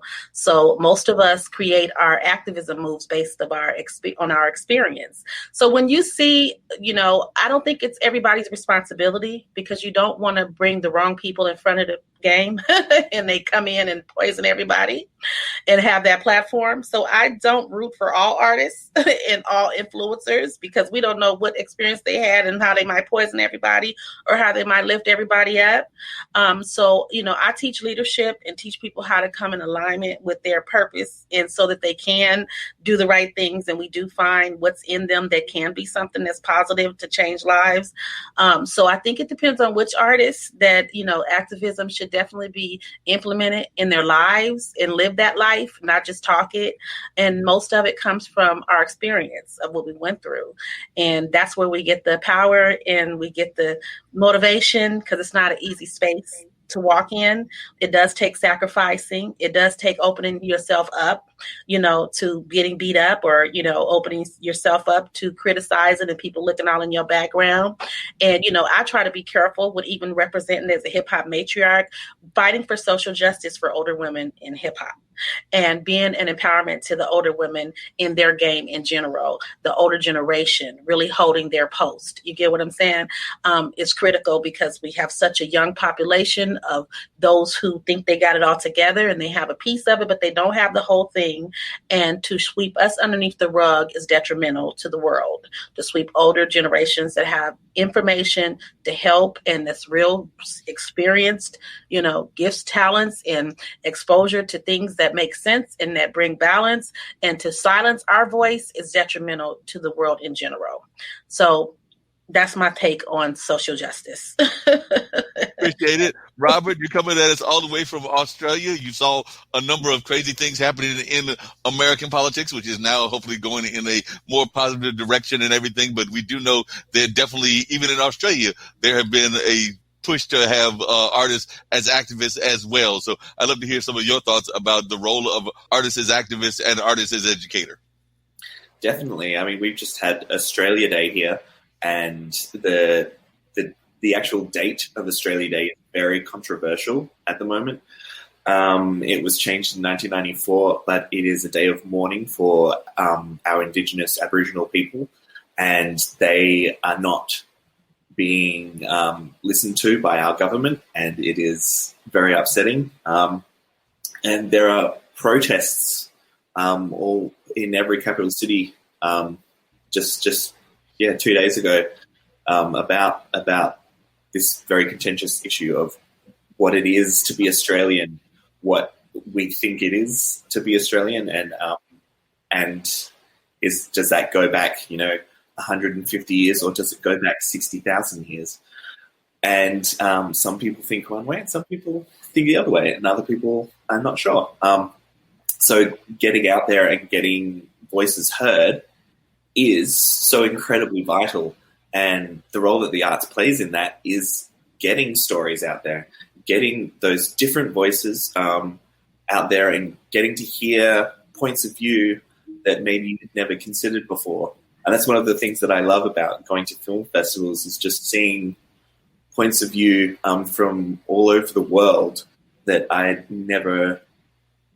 would never have expected to see anything about before, especially from countries that their governments do have quite a lot of control over their arts and quite heavy restrictions on what they are and aren't allowed to say.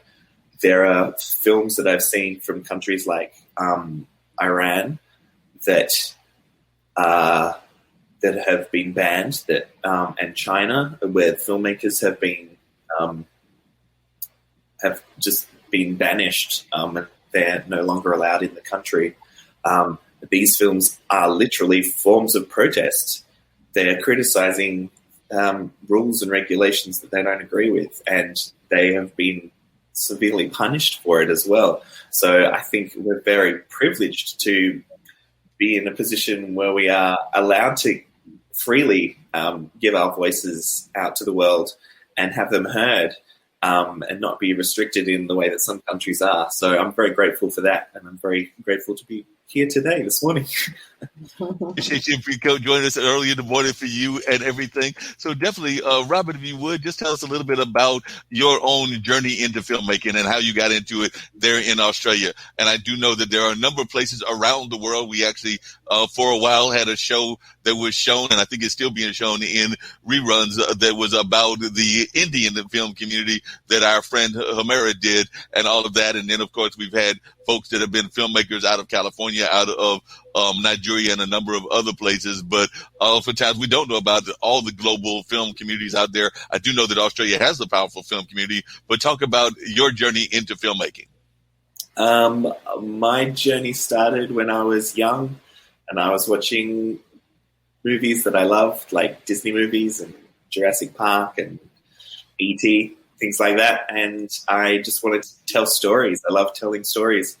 And was always just a sort of had a visual imagination. So film and TV seemed like a good fit. So I just jumped on into that world and have been working in it and studying in it since high school. And I met a writing partner and we created a bunch of theatre shows together. We write musicals. I write music. He wrote lyrics, and we had done fringe shows here and been very successful and won some awards and toured around the world. And we wanted to kind of take the next step because theatre is hard to tour around the world. You need to get everyone together. You need to make sure they have time off work. You need to get all the props and costumes and everything and load it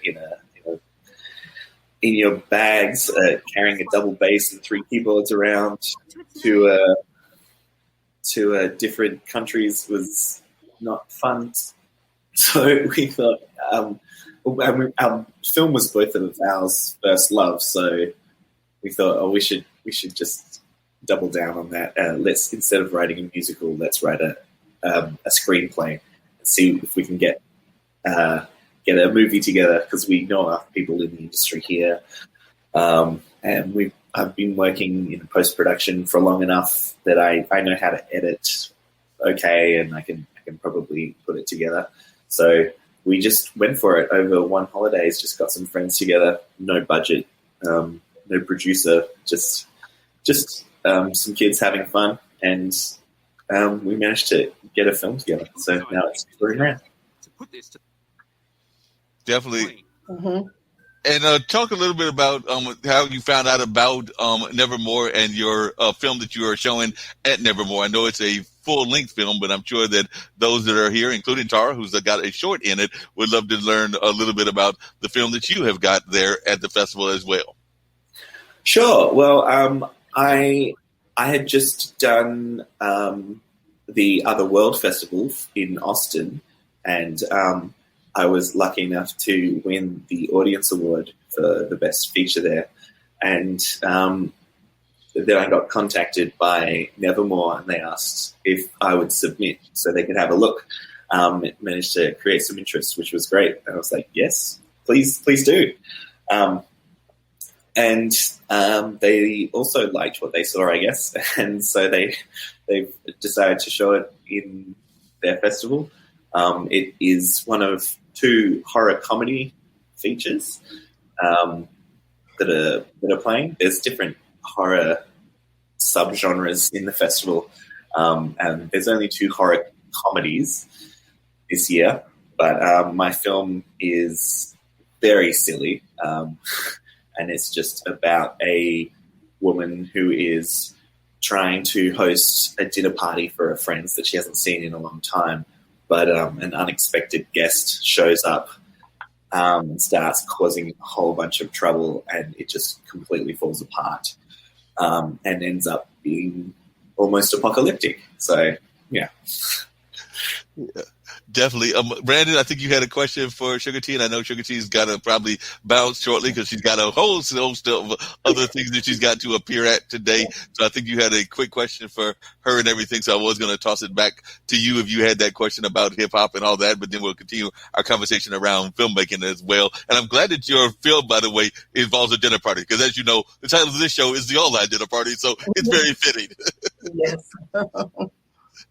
Well, I guess so. I'll kind of make my question for everybody. I suppose we've talked about this a little bit so far, but the ability that you were talking about, Suga-T, earlier of pivoting into multiple platforms, making yourself heard across multiple mediums and genres and in different aspects, whether it's online, whether it's this kind of communal aspect of touring around and selling records and meeting people. Going to a space and having an actual show, an interaction, an environment. And Robert, I think we'll probably relate to this too. You have this kind of sense of community. You go to see a film, you go to see a concert, you go to participate in an event. It's a sense of you're watching what's happening, whether it's a musical, whether it's a play, whether it's, a hip hop concert, whatever it is. But you're also connecting with those around you because you're all engaging in that art together. So I guess my question maybe for the both of you would be in this kind of weird world of 2020, how hard was it to make that leap from, in Robert's case, from theatrical productions to filmmaking to, telling a story through a different medium. Obviously, I think the Sprinkle Me. Hopefully, it's a special every year from now on. But that's also one of those weird leaps, right? You're kind of taking what you've been so good at for so long and kind of putting it into a different world and putting it into a different medium and trying to connect in a different way. What for you? And I'll put this to both of you, both to Robert and you. What was the most challenging part about making that adaptation? Well, I'll be quick because I have to go because I have to interview someone. See, I've always been virtual, so this is not new to me. It wasn't an adaptation.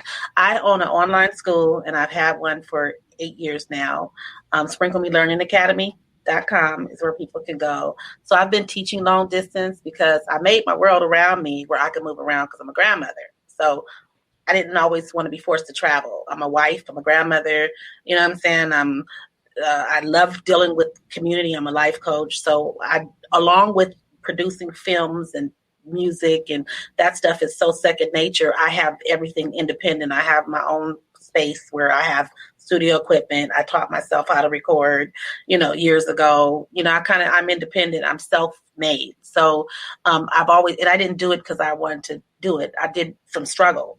So I built my stuff to learn from being left behind, being put in the box, being like people are now trying to get to 2021 and have to pivot, you know what I mean? And being in situations where I was cornered and just depressed because I couldn't move. So this wasn't a big pivot to me. This was actually more exciting to me that I can continue to do what I already do. And really what was a pivot for me is trying to help more people come up to speed with me and and having empathy, to be honest with you, because I've been trying to push this mindset forever. Telling people to come up to speed with technology, begging people to get into cybersecurity, creating programs that fought for people to get up to date, with the different things that are out here. And I was told, oh, you're all over the place. And, just pick one or two things. No, I'm not picking no one or two things. Y'all not putting me in a box like that. You see what I'm saying? So I had to work on myself from being empathetic and understanding that, that I need to be happy and still and try to share and help and not say, I told y'all, that kind of thing. So it wasn't a big change for me. I already was writing books. I already was writing movies. I already was producing. I have my own equipment. I have my own building, my own stuff that I've been using forever. And it wasn't hard, just to be clear. And I'm grateful and very thankful. God is good. I give him all the glory. I'm very spiritual. That was a part of my happiness in my place of not being fearful, because you could have been scared to death from all the stuff that you've seen that could have made you think, oh, the internet's going to stop, because that's where my balance was. Like, oh my God, if they run out of cloud room, what are we going to do? So I'm trying to take advantage of while we got it. And hopefully we can continue to hold on to the cloud and having the internet, because if that goes, then you'll probably have me calling everybody crying and going nuts, because at that point, I don't know what I would do. And before you bounce, before we get to Robert, if you could, I know that one of the things that you're doing is also raising fund for autism. And I know that autism is an important issue for a couple of folks here on the platform here that are part of the international broadcast media. So if you could share a little bit about why that is so important to you to raise money for those that are dealing with autism. Absolutely. So I adopted a community of autism, of people in the ASD over 8 years ago. When I found out my granddaughter, who's 11, was autistic and on the spectrum severely, and 11 years ago, she was, 10 and a half years ago, she was 1.5 when we learned that. So at 3 years old, I took up the notion to support moms of parents of children with autism and to do anything I can to make their life easier. And so through the years, that's all I've done is we've supplied wellness and product lines through the Sprinkle Me Boutique to just give them gifts and let them feel important, as well as encourage them to take care of themselves. I put together a club called the Young Grandmothers Club to create grandmothers who are young and innovative. They don't have to be young. They could just be grandmothers who are innovative, and to come and get some of the younger grandmothers' energy, as well as get into the culture and teach them how to provide provide wellness coaching and be supportive to this community of moms who have a much difficult challenge than the average mom. And that's pretty much what the Sprinkle Me Boutique is about. We're an empowerment fragrance company. So we work outside of the typical production and collections and, providing that kind of stuff. I created the fragrance line during a domestic violence relationship in my transformation and reinvention. So I said I would dedicate it to the support of women and people who are in transition and transformation. So instead of running back to the violence, they can have other options. And that's why we have the initiative for working with vulnerable women, giving them work experience, career exploration, and also any way that we can, provide support and referrals for them to get the things that they need in their life to help keep them from falling through the cracks. So that's what the Sprinkle Me 2021 special is about, is using this as a fundraiser to bring in funding, support. We do it. I've been funding it forever. At one point I'm going to get some funders, but for right now, I'm doing what I can where we don't go under. So that way it makes sense. And at this point, our goal is just to continue to keep inspiring that community. All right. Like I said, I know you've got to bounce, and I do want to hear Robert's answers about the whole pivot during this time and everything. But one of the things I try to do on all the shows is give people an opportunity to share their final thoughts, their thoughts of positivity, and all of that. So Suga-T, before you walk out the door and everything, I'd love to have you share your thoughts of positivity and words of encouragement to our global audience. Well, thank you so much, Mark Lee. Thank you for having me on the show. You guys are all beautiful. All you hosts, you guys are awesome. Everything that you guys do counts, so don't stop doing what you're doing.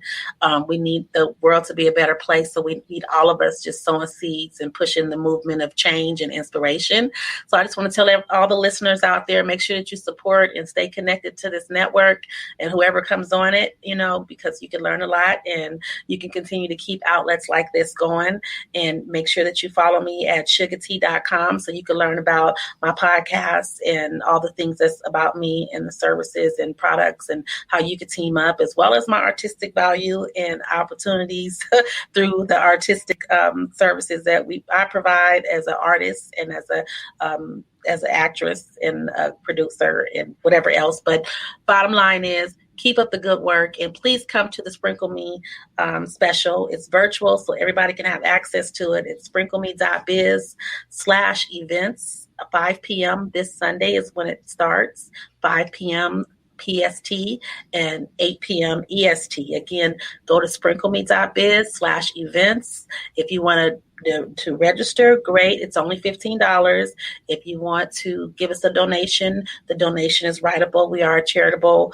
We have a charitable partnership, so you'll definitely be able to write it off for taxes as well. Sounds good. And Robert, we're doing some calculations trying to figure out what time that is in Australia. He's going like, what time is that in Perth? It's Monday morning. Yeah. Great. Well, thank you, everybody. And I wish I can hear the rest. I got to interview somebody this at 3. Thesey Penniston, she's on the bill as well. So blessings to all of you guys. Keep up the good work. And thank you, Mark. No problem. Glad to have you on again, and definitely look forward to having you come back on in the very near future. So, Robert, if you could talk about that pivot, because we do know that a lot of artists have been doing pivots on a regular basis. So I'd love to hear you talk about the whole concept of the pivot. Sure. Well, I guess Perth is a very kind of small, tight-knit community because we're so isolated. I think we're the most isolated capital city in the world. So our artistic community is very, very tight-knit. I think everyone kind of knows everyone else. It is like a small country town, basically, but it's a city. So I managed to get this film together because I knew I was friends with so many great actors and improvisers already from performing in fringe shows and performing in improv comedy here on weekends, and just knowing people around, and was able to call in favors and ask for favors and people to give up their time to make a movie for no money. So that's how I got this film together. I guess it wasn't because of COVID that I did the pivot, but it was during COVID that I had shot the film, that I was finishing it, and one of the things that's different, I guess it's my first film festival experience because I've never had a film to send out before. But my first film festival experiences were right in the height of COVID, the first outbreaks, and just not being able to travel and meet filmmakers and see your film with an audience and get that immediate reaction was very odd. But it did mean that I've been doing plenty of calls like this one today, where I'm meeting new people, and many of the festivals had online sessions where they would get the filmmakers to meet up and talk and chat about their films and do press like this, and it's been incredible and fantastic that I can sit here in Perth and at all hours of the night and day and find people around the world that are sharing in a festival somewhere very specific. They've all come together and are showing their work and eagerly reading reviews and feedback, trying to see if people are watching online. So yeah, it's been great. Cool. And one of the things that you just mentioned that I know Tara had mentioned earlier was that kind of having that improv background. And I know Branden had actually jumped into the conversation when we were talking about that. So I'd love to hear your thoughts about the importance of improv to your filmmaking career, because that's one of the things that I was asking Tara as she was sharing how that helped in her growth as a filmmaker. But I'd love to hear your thoughts about the role of improv and the role of comedy as your development as a filmmaker. Certainly, yeah. It's such a great tool set. I've been part of a troupe here in Perth for, I think, 10 years now. The group's been going for, I think, 17 years, doing shows every Saturday night except around Christmas, doing improv shows. And I generally just sit up the back and play music to make up musicals for them. I don't generally get on stage, but even that, just being able to play with them and seeing it, just getting used to jumping in head first and rolling with what you're given. That was very much the spirit of making this film. We had so many disastrous events that would have probably caused most other productions to just call it quits. But our whole mantra was whatever we've got, we'll just keep going and whatever, because we'd rather have a film at the end of the day than nothing. And so we managed to get through it, and having a whole cast that's basically improv performers was just so much fun. Our film was fully scripted, but just even between takes and during off time, we're all staying in a farmhouse together for a week and a half. Just hanging around with improv comedians is a lot of fun. So yeah, it was a really fun time. They're great people to be around. Sounds like it. Branden, I think he's got to get ready to bounce as well. So definitely, I know Branden may have some final thoughts, and definitely he was going to also talk about the fact that we've now got product. Originally, it was on his site, but it looks like it's moved to the IBM TV shop and everything. So I've actually got product on there for the online dinner party, as well as a couple of other shows that I do here. And of course, IBM TV has its own cup, and who knows who else may get their own products as well. If we ever can get Cara to get her show on, she'll have some products as well. So definitely we got to get her first on the International Broadcast Media platform. But after we do that, then we can see if we can get her some products. So are you saying that, if I'm hearing you correctly, Branden, that we have moved our shop items from being on your shop to the actual IBM.TV, IBMTV.tv /shop. Yes. Well, so sorry. I feel like I'm doing an advertisement in the middle of all this. But now that they've given me this job, I have to do this. I have to pop into shows and talk a little bit about the IBM TV network.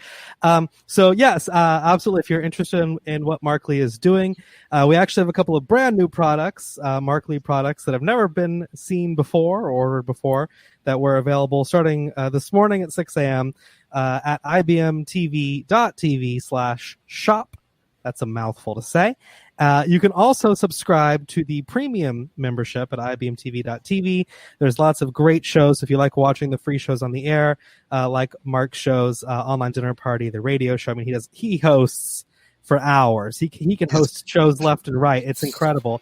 And I love watching all of them. And if you like watching them and you want to watch more, if you go to ibmtv.tv, you can sign up for the premium membership. It's $9.99 a month.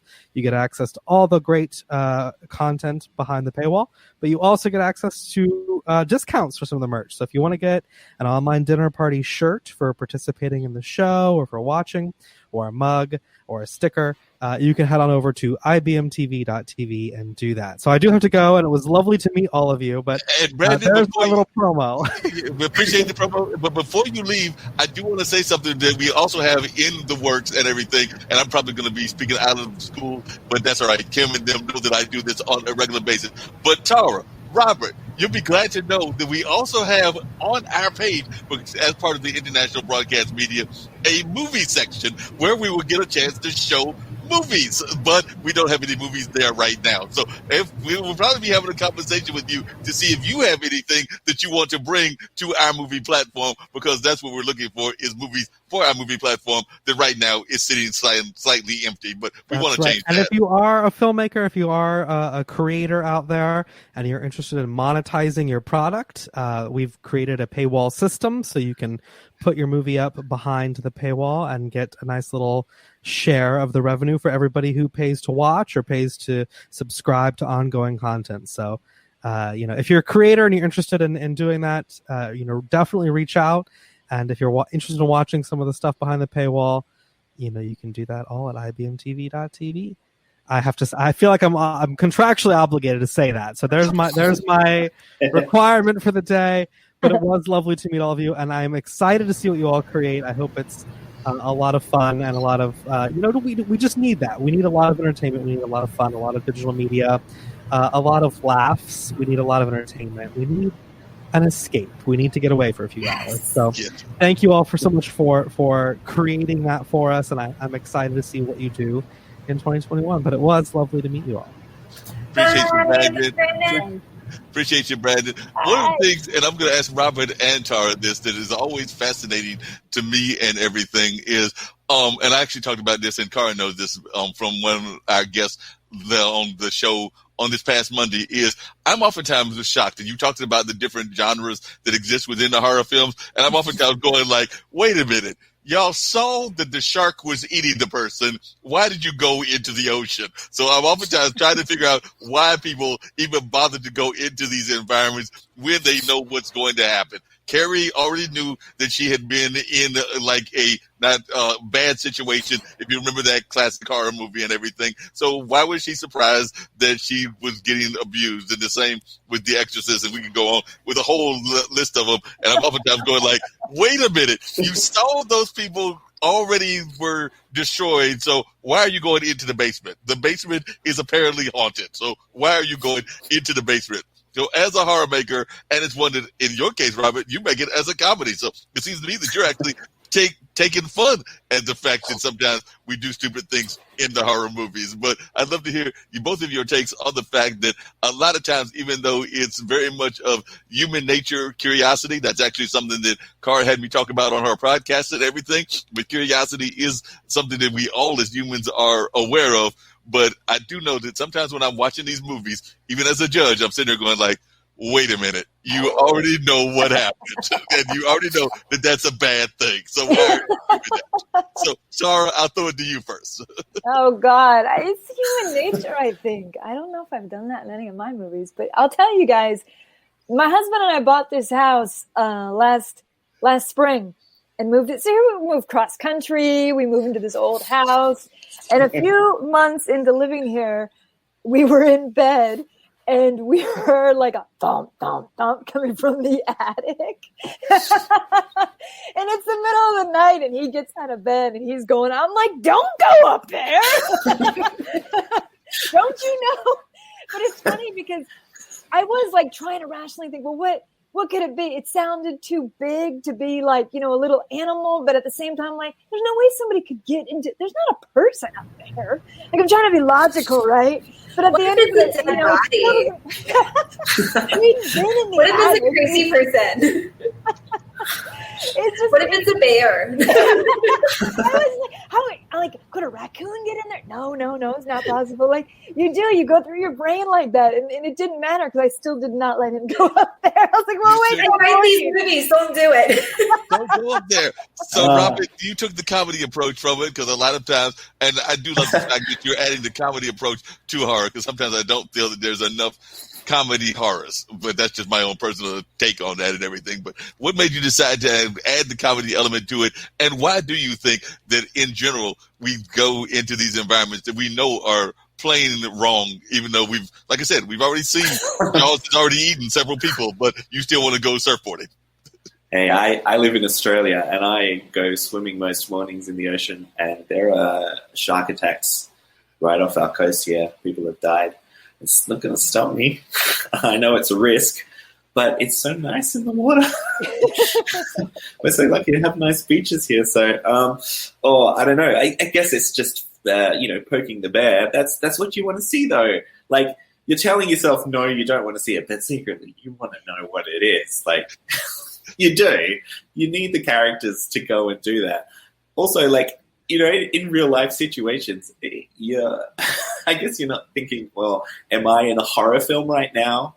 Or am I in a psychological thriller where it would be okay? Or am I in a rom-com where it's going to be something silly, The idea that someone would be self-aware that they're in a horror film and they know it's a stupid idea to go and check the attic is amusing to me. And along that lines, doing a comedy feature where you get to sort of poke fun at those genre conventions. That was one of the reasons why we wanted to do it. We wanted to, it's our first film, and we wanted to just acknowledge and shove in everything that we love from all kinds of films. So there's sci-fi thriller, psychological thriller.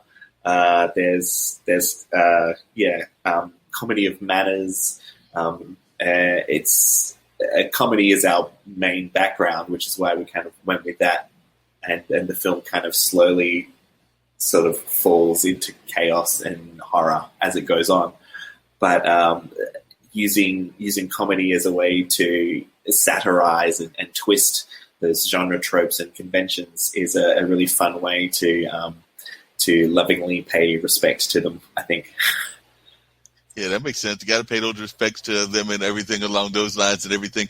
Tara, I do have to ask you, because I've also, if there's a certain thing that is missing from horror films, and this is just me, and it's a personal appeal for you and everything, since you've already got those animals that you have called weird, and we talked about that 2 hours ago and everything, I think that we need to have the cats involved in a horror film. So I don't know if your cats will agree or not, but I think that the cat, and maybe even Kara's dog, so maybe Henry and Rita can also get involved as well. But I think that we need more animals. She's been showing her butt this whole time. She has. I've seen making little cameos. That was a hell of a way to circle back, by the way, Mark. Well done. But I think that we need to have the animals involved as well. But I did, and I never got the answer from that earlier question. But I want to know what kind of tricks your animals have been doing that makes you think that they are weird. And then we'll find out from Robert if he's got any pets as well, since I know that Cara does, and I've had them in the past, even though I don't currently have any pets. But definitely, you said that it's just something you and your husband find unusual, but they will never do them when you want them to do. And I know that cats are independent and they never do what you want them to do when you want them to do, because me and Carl were having that discussion about how I remember when I did have a cat trying to put a leash on it, and the cat looked at me like, you have certifiably lost your mind. I am not going to get that leash. Yeah, we tried that with our cats. And the two cats before the recent edition. One of them is about 20 pounds. He's a giant cat, and the other one's like 9 pounds. She's little, and we bought leashes for them when we moved here, thinking we'll take them out. And the 20-pound one just laid down, like, no, I can't move. I mean, he acts like, we joke and call him our special needs cat because I think he's got PTSD or something. I don't know. He's been in the war. Something happened to this cat. He was like 2 years old or 3 years old when I adopted him from the shelter. I don't know what he went through before I got him, but he's got a lot of issues. But we love him. I mean, you guys, he's like 2 feet long. He's this huge, huge cat, and he could own the world, but he's scared of everything. Everything. He's very timid. He skulks around the house. And that's in comparison to the little cat who marches in, every room like she owns the place. And it's just it's funny. I feel like to non-pet owners, this conversation is so friggin' boring. But the rest, everyone else is like, yeah, my pet does this too. I know. I'm like, oh my gosh, my cat. Yeah. No, but that's important in everything. And by the way, we're going to cheat just a little bit. Jim will get over it, but we're going to play just a clip, and I'm just kind of like dug in the middle, so I have no idea what the clip is. So I'm just going to play a scene from Robert's film and everything, so that folks need to go watch the full film. So I literally just grabbed something in the middle. I have no idea what I've grabbed, so we're just going to grab something in the middle and see what happens. But Nice. tell folks a little bit about the film and this whole dinner party concept. So, like I said, I just went and grabbed something in the middle, and we'll see. Right. Okay. There's a young couple that are going to get engaged, and they're doing the very keeping up appearances thing where they're trying to show off to their friends to establish that they are proper adults. And that they have now, they bought a rural property, they have their own home now, and they're going to be proper adults and settle down and do all the expected things of them. And they're hosting a dinner party to have a proposal that they've planned meticulously. And this character that they haven't seen in many years shows up unexpectedly and proceeds to get drunk and call them out on all of their stuff and say how much they're posers and they don't really believe this, and it really gets under the skin of the hostess. And then some worse things happen. I'm not sure how much I should spoil. Well, like I said, we do want folks to see the whole thing and everything, but we're just going to give at least a clip of what you do by showing at least a little bit. And I think I grabbed like at the 20-minute mark. So we'll find out what's happening at this particular point, just so that folks can get an idea of what the film is all about and all of that. So we'll just join from about the 20-minute mark, and I'll just give them a few minutes. Great. You wasn't invited, okay? So maybe you can create a thought for how awkward a situation this is for me. Hold on a second. I've got to get it. And we'll have that. I see what I just did wrong. So hold on one second while we're having that conversation. just figured out how to do this. All right. So now, I know exactly what. Actually, I think that was a good point. Yeah, that pretty much establishes exactly what's going on. Cool. All right, so let's see if I can't find that. And we're going to go right there. And we're going to try once again and everything. So we're going to just get that off the set and all of that and come back to the shared screen and try one more time to get your part on. All right, and here we go. And the shared audio. We're just kind of like going along as we go along. Oh, there we go. Yeah. What did it come? What's coming? How do I look? Hey, mate. Hey. Good to see you. How's it going? Hi, Brett. Sarah? What's happening? Well, I was just telling these guys about We my were trip just to having a Bali. chat about Daisy. Daisy Blakely. Remember her? From Wizards. Oh, yeah. Red hair. You're like crazy. Kind of. Is she coming tonight? Apparently so, and she wasn't invited. Oh. We all hate her. Well, I don't hate her, I just... If she's coming anyway. Brave. She's an alcoholic. Speaking of, I got the esky in the back of the car. You want to come give me a hand? Sure. I'll help. Okay.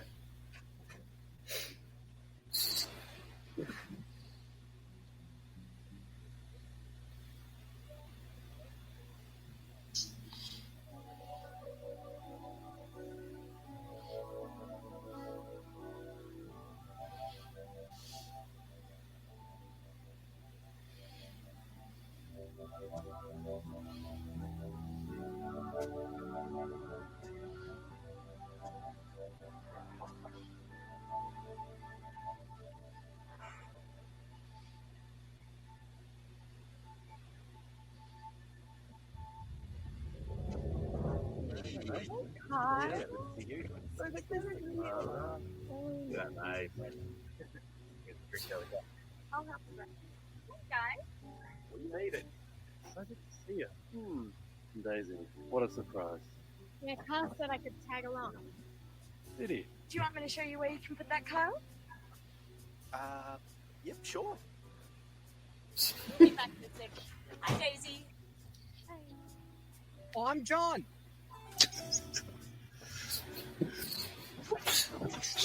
Nothing like inviting somebody certifiably crazy to a party. So definitely, it looks like you got some good comedy going on there and everything. It looks like there were some people that they were not expecting to be involved there and everything. So I think that I found at least a decent clip to give folks an idea of what was going on and everything. So definitely, Very much, yeah.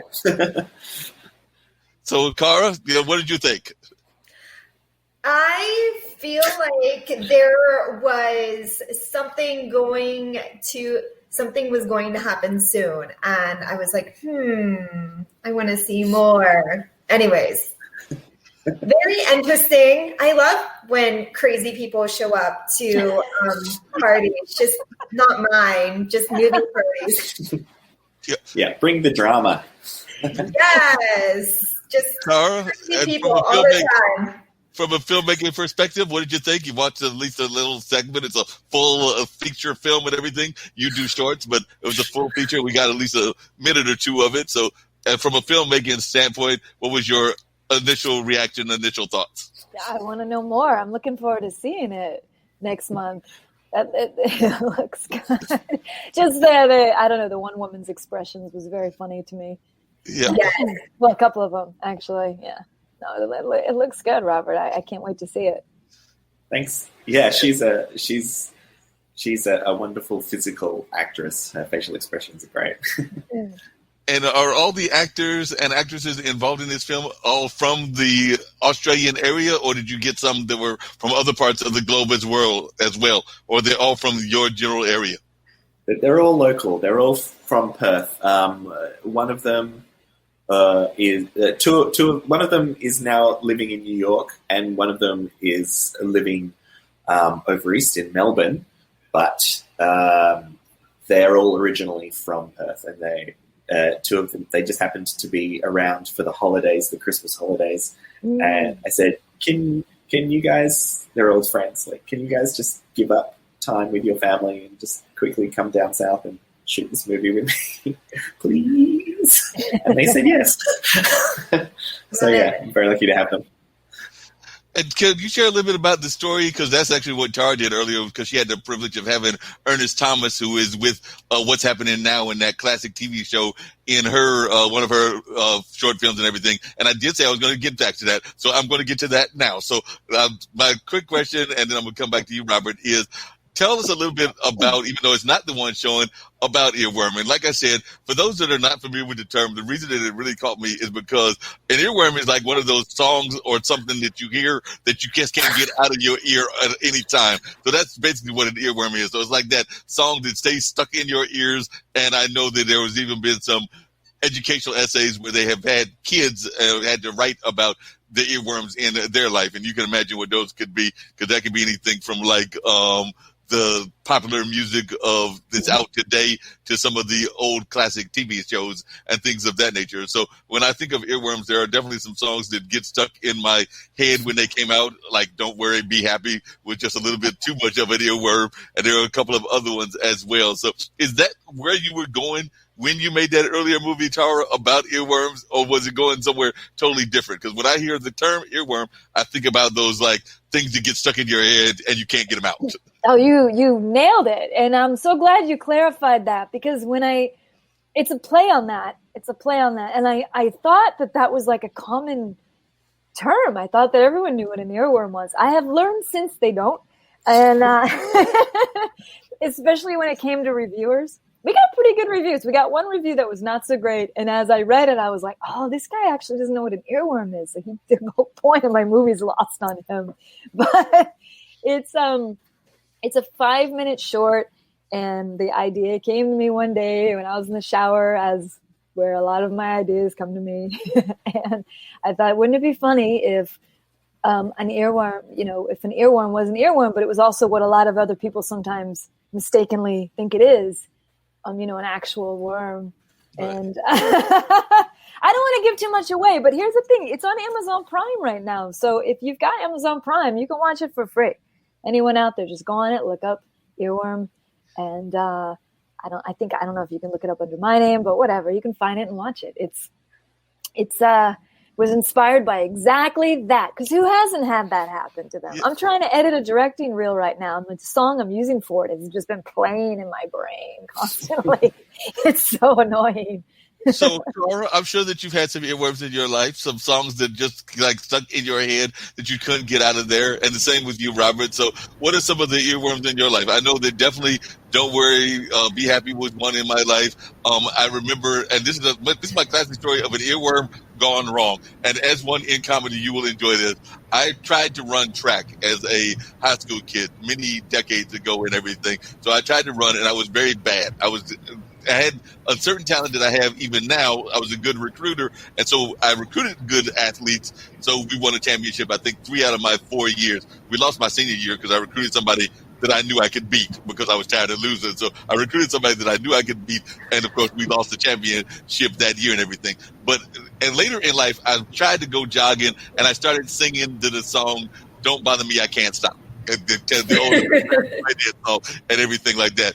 Unfortunately, singing that song and Mother Nature did not cooperate, because I was singing and I think I tripped over a rock, and I was like, that whole thing about Can't Stop Me Now. That's the title of the song, Can't Stop Me Now and everything. So I'm singing Can't Stop Me Now, and the rock stopped me. So I think that along the line, I was like, Can't Stop Me Now.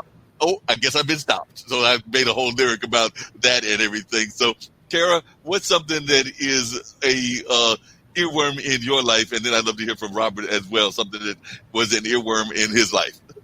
I don't know, recently, and I was talking to a friend about it. It was kind of hilarious. So, because I am an animal mom, every time I go to hook my leash onto my little dog, he comes up to my knee. Anyways, I still think he's little, even though he thinks he's a Great Dane. So I hook the leash up, and every time I try to, he circles around me. So I don't know, for some reason lately I've just been thinking the Baby Shark song, because he circles me like a shark. And then I go get him, and then I hook him on the leash, and then we go downstairs and everything's fine. Well, last night, he did the little thing, and then we go downstairs, and, then we're just walking down the street, and then I just start singing the Baby Shark song, and I didn't realize I was singing it out loud. And then just 10:30 at night, and these 2 grown men are looking at me from the I'm like, oh, sorry. But yeah, that song's contagious. It just that's a contagious one. Gets in your head. What about in Australia? I'm sure that there might even be some pop stars in Australia that are y'all's go-to earworms, or maybe an American song. But what's a go-to song that just gets stuck in your ears? Oh, totally. Actually, one Australian artist, I guess it's an American movie, but I grew up around a lot of musical theatre, and that is a very dangerous for earworms because especially with people in that community, because all you have to do is say like a word or a phrase that's from a song that they like, and God, there are so many songs, and that's all the prompt they need, and they'll burst into a rendition of it. So that's how I grew up, and an Australian artist that gets stuck in my head all the time is Olivia Newton-John singing Xanadu. All things like the worst. It's the worst. It's just so stupid, but it is a real earworm. It's very annoying. I think like the only way I can get an annoying song unstuck out of my head is if I find an even more annoying song to eat it. And then I've just got that stuck in my head. But unfortunately, all of the songs I can think of are like really repetitive and annoying. Like my go-to is The Finger Bus Is Coming. Like just really lame, mundane, repetitive songs. But the earworms that always get stuck in my head are the ones that I don't know the lyrics to. I just know like a little bit or a phrase, and you just repeat it over and over again until it drives you insane. And you have to look up the lyrics. Like, what am I singing? What? These aren't the words. I know they're not the words. Yeah. And what's the earworm for you, Tara? You made a whole movie about it. So what is your go-to earworm song?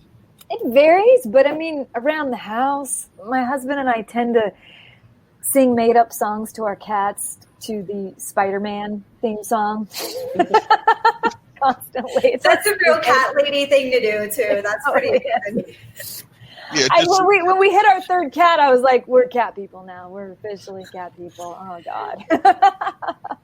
Yeah, like I said, well, as a friend of mine told me, sometimes there are folks that have had kids, but as I remember, you and your husband don't have any kids, so the cats are your kids. Because I know that I've got a good friend of mine in Vegas, and they've actually got an older cat. I think that their cat is probably like 10 or 11, if not older than that. So it's definitely a senior lady in-house there in Las Vegas, but they have no kids either, and they have been involved in various relationships, but never had any kids. So the cats have become their kids, and this is actually, they're trying to figure out whether they're going to get another cat or how they're going to get another cat. But I think they're going to let this cat go through the rest of its course before making that decision, whether it'll be a cat or a dog, because they've also explored the concept of getting a dog as well. Coming back to the horror concept and everything, I was going to tell you that one of the buildings I work at, we are convinced, everybody that works there, that it is a haunted building, and everybody knows that because it was a converted church, and it was converted into a cultural center, an African-American cultural arts center and everything. But it was definitely a church. Like in the slavery days, there have been a number of folks that have passed on that have done work in the cultural community there as well. So I know that whether I've been working late night and others have had the same experience. So it wasn't just me. They would hear like knocks, they'd hear music, they'd hear folks dancing. So they'd hear a variety of things going on. So those do exist in the real world. So I do believe that there are buildings and everything. As I used to say, I think you have to respect those other ghosts and everything. So usually when I'm leaving the building, I'll tell them, I'm like, I know that it's y'all's time. I'm heading out the door now, so if y'all decide y'all want to like scare somebody, can you wait till after I go out the door? Because I'm not really trying to have you scare me right now. So you do have these conversations where you know that it's a haunted building. And I'm sure that there are even haunted buildings there in Australia as well. And you probably walk by them and you're like hearing weird knocks and weird other things, and you're like just going to keep on walking and not try to communicate with them too much. Am I correct in that, Robert? Oh yeah, there's a house down the road from me that as a child I was like, that's a witch's house. It's a very stereotypical Hansel and Gretel, very Germanic, pointy roofed, thatched roof, like witch's house. Just randomly in the middle of suburbia that does not suit the style of houses anywhere around it. And just walking past it, yeah, I'm like, yeah, I don't. It's gonna push me in the oven. Trust that. Yeah. Totally. And I found out recently that one of my friends was like looking at buying the house for her and her family to move in, but they ended up going with another one. I was like, oh, they dodged the bullet. Yeah, they dodged the bullet. That actually leads to the question, and this is actually something that me and Kara have talked about in the past when she's appeared on several of my shows and everything. And I'm just curious, how, and this is for everybody on this audience and everything and on the panel here, how are you dealing with being part of the creative community and also gentrification? Because one of the things that happens here in Durham is that a lot of times the creative community is the ones that make the center of the city hip and cool and all of that. I'm sure you saw that in LA. I know you talked about seeing that in Cincinnati. I'm sure the same thing has happened in Australia. Unfortunately, then after it becomes hip and cool, then the artists sometimes get pushed out because they can't afford the unhip and cool prices that come with gentrification. So I'm just wondering if you could talk about that. I'll start with you, Tara, and then I'd love to hear Robert. Maybe he's got some perception from or perspective from Australia. But I do know that that does happen way too often, that the artists become kind of the trailblazers of making something hip and cool. And then after it becomes hip and cool, it becomes overpriced and then the artist can't afford it. Yeah, absolutely. It's one of the reasons I left LA. I was watching it happen. You know, you live someplace for 25 years, you're going to see massive change just happening right around you. And there were so many cool, like I lived a block from Ventura Boulevard in the Valley, and so many cool, like mom and pop, you know, coffee shops or little random thrift stores and boutiques and restaurants. And then they all get driven out. They all get driven out by corporate things, and the rent keeps going up on Ventura Boulevard. And there was a period of time where so many storefronts were just empty. You would see for lease signs everywhere. And there's actually a favorite store of mine. It's funny. I'll give them a plug. They don't even really know me, I don't think, but I love the store. They're in Burbank. They're called Dark Delicacies. And they've had to move. They've had to move their store, like, I don't know, at least 3 times to my knowledge, possibly more, because their rent keeps going up too. But they keep fighting on, you know. They're just this cool little bookstore, and they sell all kinds of other horror. It fits in with the show because it's horror themed stuff. But you're in LA, go to Dark Delicacies in Burbank. But, you know, they're the same thing. They're like fighting the man as far as they've had so many close calls with losing their place. And it sucks because exactly what you just said. It's the people. It's even happening here where I moved, not on such a large scale, but I used to live in a little town. Before I moved to LA, I lived in a little town, a little city called Portsmouth in New Hampshire. And I'm not that far from there now. And when I go there, it's so different. It's so different. It used to be so cool and arty there. And I could walk around that town and bump into a million other artists I knew. And now everyone's left. No one can afford to live there anymore.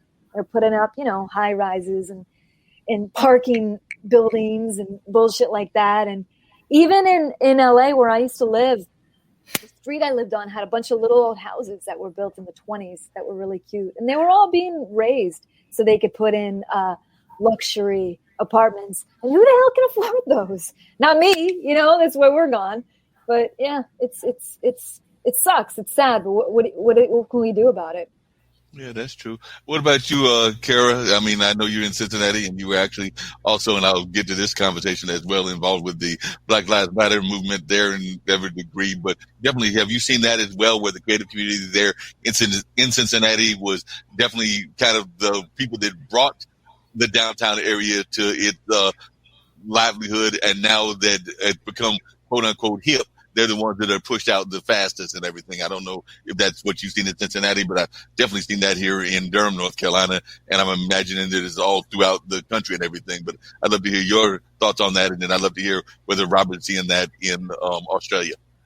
Yeah, on my street alone, on my block alone, you know, and like I love that there are so many different kinds, like so many different people from different walks of life. And it's a little weird. And even a couple blocks away from me, they're building like those luxury apartments with a huge garage. And it looks so out of place because my neighborhood, especially, it's a very urban, you know, like a couple blocks away from actual downtown Cincinnati. And like, it just looks so out of place. A lot of Victorian buildings and then this monstrosity of crap. And they're trying to do it on the other side of Cincinnati. And unfortunately, it was passed by city council. And it's just sad because they're like, yeah, we're putting in affordable housing and these luxury apartments. And the affordable housing is like $1,400 a month. And I'm like, how's that affordable? Yeah, exactly. And it's a studio. How's that affordable? It doesn't. And then the places that are already there, they, you know, like For us, we watched a little building get torn down, a big high-rise went up, and then suddenly our landlords were like, oh, well, we're going to now charge you what they're charging. And yeah. We're and it's sad because there are like a lot of beautiful, like Victorian and like my street especially looks like baby Brooklyn. Like a lot of the architecture was formed before, like it was put in place before they brought it over to New York, like in the 1800s. So we were like a testing ground for a lot of the design and architecture. And like even our Roebling Bridge, it was built before the Brooklyn Bridge and it looks like the Brooklyn Bridge. So, you know, like we have all this, like you said, like all these cool buildings, and then they're like, let's put a parking garage because that makes sense. Well, how is it there in Australia? I mean, I know we oftentimes talk about gentrification in the various parts of America, North America, and definitely even other parts of the Americas, but I don't know how much of it is going on globally. I do know that there's some around Europe, but I'm not that familiar with Australia, even though one of our people that pops in our show is a investment type. Shaquille is out of Australia, but that's my knowledge of Australia because I don't have as many folks that I know there. I know him and I know maybe a few others, but don't have that many friends. Now I've got you as a friend, Robert, but definitely share a little bit about what's going on in the sense of gentrification, particularly in Perth. Yeah, it's certainly happening here. I mean, Perth, relatively to all of these other cities, is a new city. It's a young city. It was only really started making buildings and stuff in the 20s and 30s. So we don't have that long history. All of our big buildings and art centers are relatively new. But I do see it like in the areas that were small suburban areas, like where I work, where they have a bunch of mum and pop stores and nice cafes and things around this small hub of a main street, and you get one or two big buildings in there, and suddenly the rent goes up, and it's pushed out all of the businesses that used to be there, and now they're empty because no one can afford to actually rent the place, and so they've just kind of, it's to their detriment because now there isn't anything there. The places where I used to go to get lunch aren't there anymore. So I've got to bring my own or get it from somewhere else, which is annoying. And I think it's definitely made it worse. But one of the reasons why we ended up jumping into film from doing our Fringe shows is that the Fringe Festival here in Perth, it only started maybe 8 or 9 years ago, and we started making work and content for it, and it's grown. It's internationally now. When we started, it was like maybe the 5th or 6th biggest in the world, and when we started having success, it's a really big deal for the city of Perth. It brings in heaps of tourism, and there are pop-up venues all throughout the city, and everyone comes in and has a great time. But it's grown to such a degree that there are so many hundreds of shows on. Everyone is overwhelmed and doesn't know what they want to go and see. And it's been getting now a lot of flack from getting funding from mining sources and corporate sources that maybe aren't so ethically sound, and it's just become such an unwieldy thing that we just didn't want to be part of it anymore. And all of the artists that put in so much work and don't see any return, and it all goes to the companies. It's just been it's just really sad to see something that was this fun, independent, artistic hub grow to such a big thing that now it's really detrimental to the artists, and it's supporting the consumers and the corporate culture that's taken over it. So it's definitely here. And Robert, one of the things we had talked about before you got on, and I'd love to hear your take on this and everything, was the importance of art education. And we know that it's very important here in the United States, but we don't always hear the global perspective. So I'd love to hear your perspective on how important it is to have artists be a vital part of the education system. Like, I don't know whether y'all give that much support in your school system to the arts. I know that here we've had a number of ways that the arts have been cut, and here being in the United States and things of that nature. But I would like to hear your thoughts about the importance of arts education. I'm sure it's much the same here. I was fortunate enough to go to a school that did support the arts and offered a bunch of amazing programs that I took part in, and it furthered my love of music and drama. But not all schools have that availability. I remember one of my friends went to a different private school, and they had a full media course with filmmaking and stuff, and my school didn't have that. We only had music and drama, and I was so jealous because I really wanted to get into the screen side of things. So yeah, the arts education is very important, and our government is not great at supporting it, or even just supporting the arts in general. So we're trying to push that. And how about arts in terms of activism? Because we had talked about that earlier before you got on as well. But I'd love to hear your thoughts on the role of artists using their platform to be activists.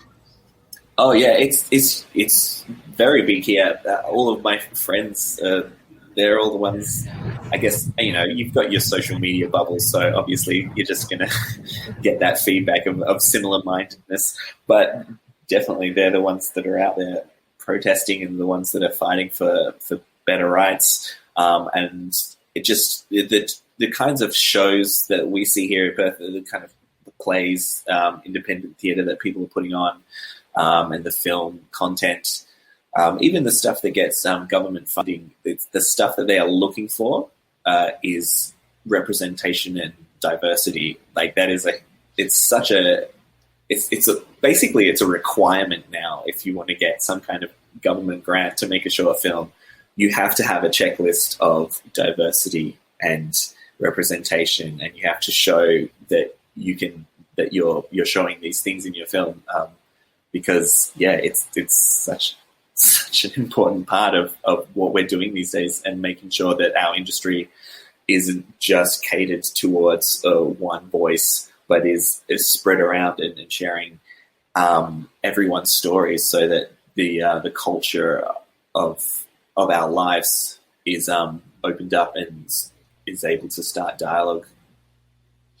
Yeah, that makes a lot of sense. What was the take of Black Lives Matter when that was going on in Australia? I know one of our people as the panelists here, they gave our thoughts and everything, but I'd love to hear your thoughts as to how that was, what kind of reaction was gotten from both Perth as well as the entire country of Australia. And also I'd love to hear your thoughts as to something about Australia that people may not be aware of. So it's actually a two-part question, but the first one is about Black Lives Matter, and then I'll pivot to the thing that folks may not know about Australia. Okay, well, I guess it might be one and the same thing, because I'm not sure if I'm really the person qualified to talk about this, but just from what I saw, the Black Lives Matter movement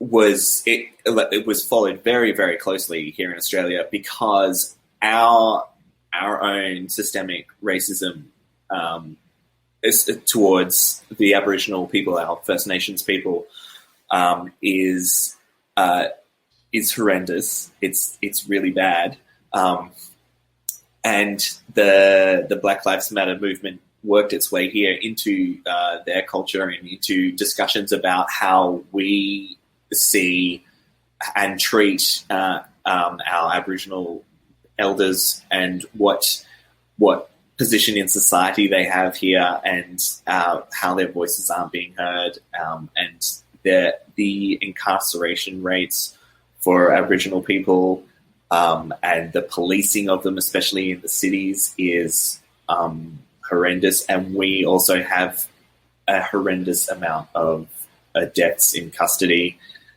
It's the same story as in the US. It's terrible, and it has to stop. And we're trying to get laws in place, and we're trying to get it through the government. And there has been a similar sort of divide in the country, the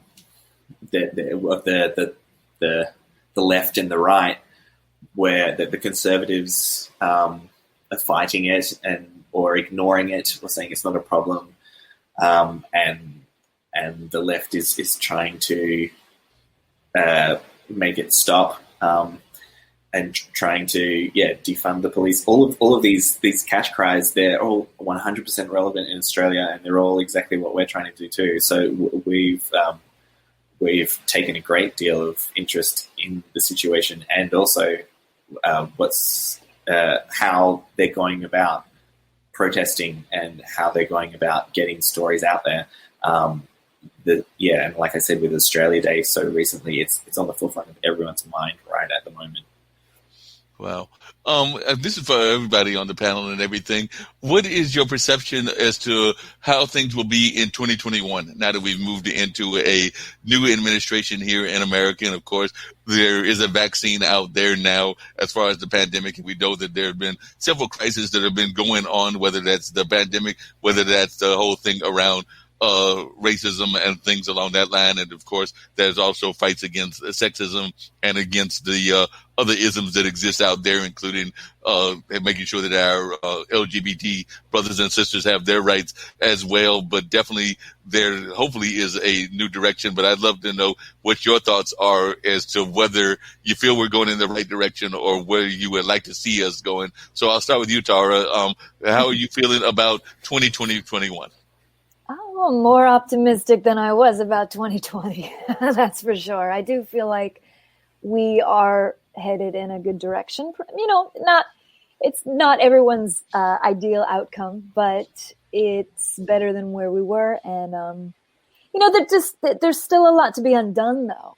It's really remarkable how much damage occurred in just 4 years. And I knew that would happen, but I won't go off on a big tangent about that, but we got a tough road ahead of us, because I feel like when it comes to all those issues, we're already behind the ball, and now we got to undo all this other crap that just happened. But I do feel optimistic. Conservatively optimistic. We got to get a grapple on COVID. It's friggin' bonkers here in the States. And I don't feel like, I'm glad we have an administration that's prioritizing that. But I also think we got to look at the long game more seriously here. We have so many people who've been hammered over the head for the past year that it's not as serious as it is. And sadly, it is. It just hasn't affected them directly yet. For some people, that's the only way they learn stuff is when it hits them directly, like they lose someone they love. And then they're going, oh, wait, this is a cause. It's unfortunate it's like that when we've lost so many citizens here. But I think long game speaking, it's going to be like trying to get people to be comfortable with, getting a vaccine and understanding that this isn't going to be a one and done thing. I think we're looking at it like how the flu vaccine is right now, where you get it annually. COVID's not going away. It's not going to be like 2021. It's magically going to go away this year. We have a vaccine now. It's going to be with us for a long time. And that doesn't mean we can't adjust and live with that. And it doesn't mean things aren't going to get better. We're not going to have thousands of people dying every freaking day. But it's good to be optimistic, but it's good to also be realistic, is what I always say. Yeah, I definitely agree with you on that. What about you, Kara? What's your thoughts on how you're feeling about 2020-21? Yeah, this year's gonna just continue to snowball into something. It's a breakthrough for sure. Just the fact that we now have an administration here in the U.S. that is just a fireball, and the fact that that there's executive orders for racial equity and transgender rights and all that, and making that just human rights a priority, that's great. Of course, what's happened in terms of the insurrection on Capitol Hill and all that, and just polarizing views, that's not going to go away. It's probably going to snowball, and that's okay. But at the same time, like, you have to have some type of fireball to have some type of breakthrough as well. So a lot of people are like, maybe things have been a little crappy. Maybe we are kind of going in the right direction. Maybe this, maybe things weren't as great under the other, administration. And I know I'm talking in like the US view and whatnot, but I'm also like talking just in terms of COVID too, because a lot of people, especially in the smaller towns and suburbs, COVID wasn't a big thing, whatever. And then families are decimated and because of this virus, and now it's a big deal. And, it's horrible that it's taken that for some people to realize that it's a big deal. But, I don't know. I feel like we're going to get more fireballs and snowstorms of buildup. And then, but we just have to kind of, like you said, Tara, like, people learn the hard way. So, we have to all keep going as,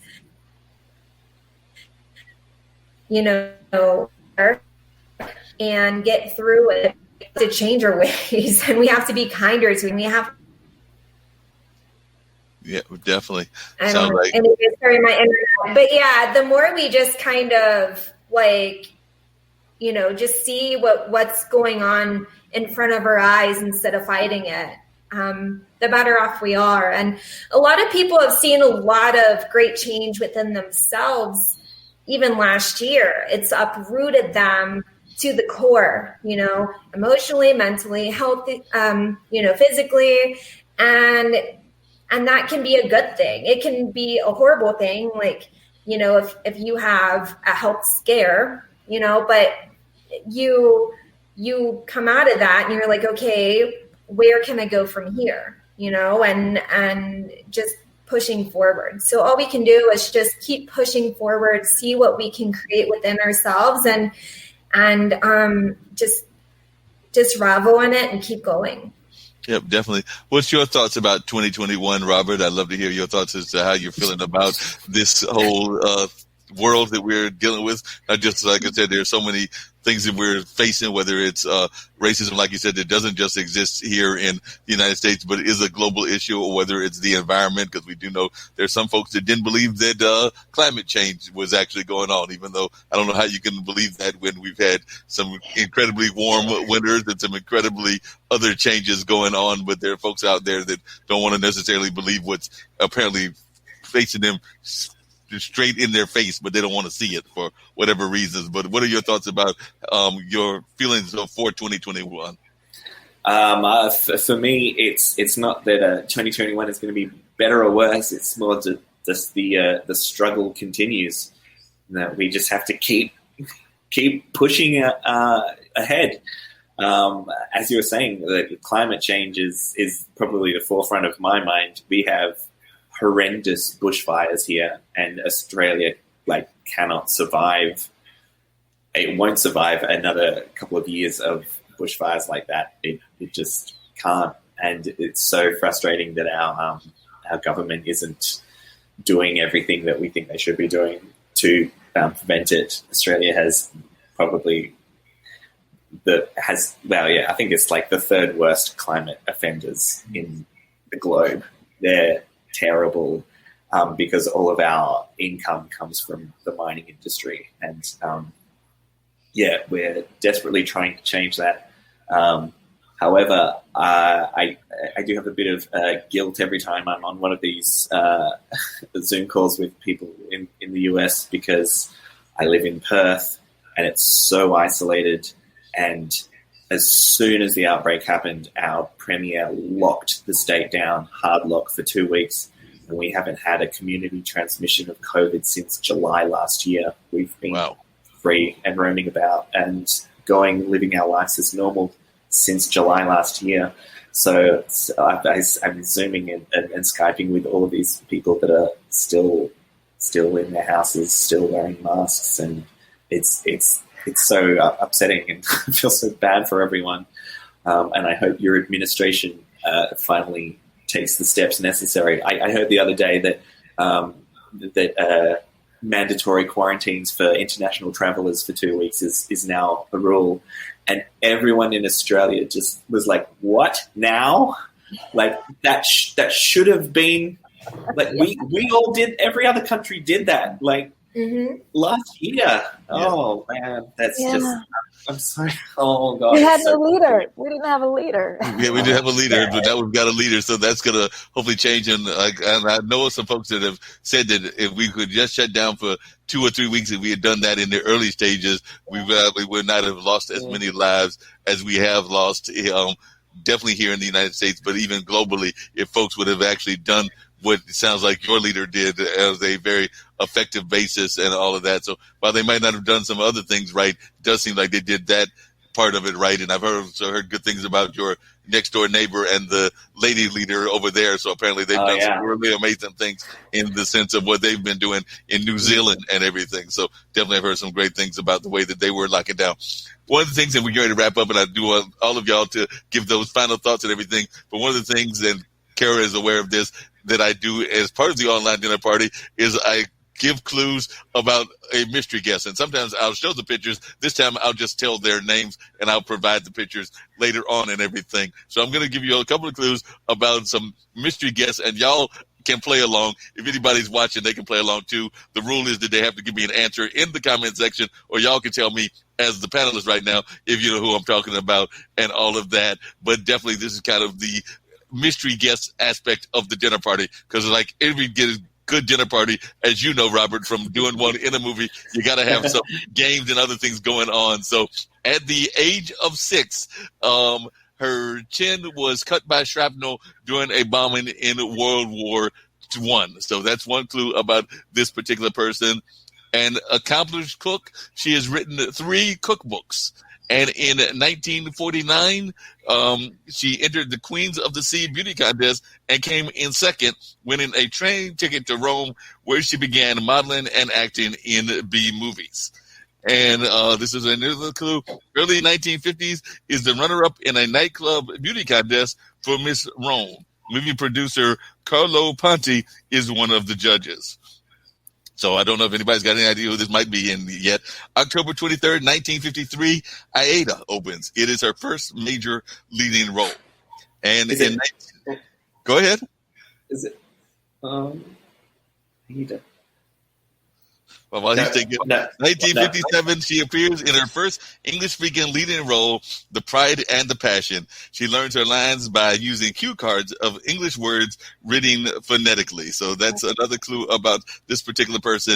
And in 1962, she won the Best Actress Academy Award for the translation is Two Women.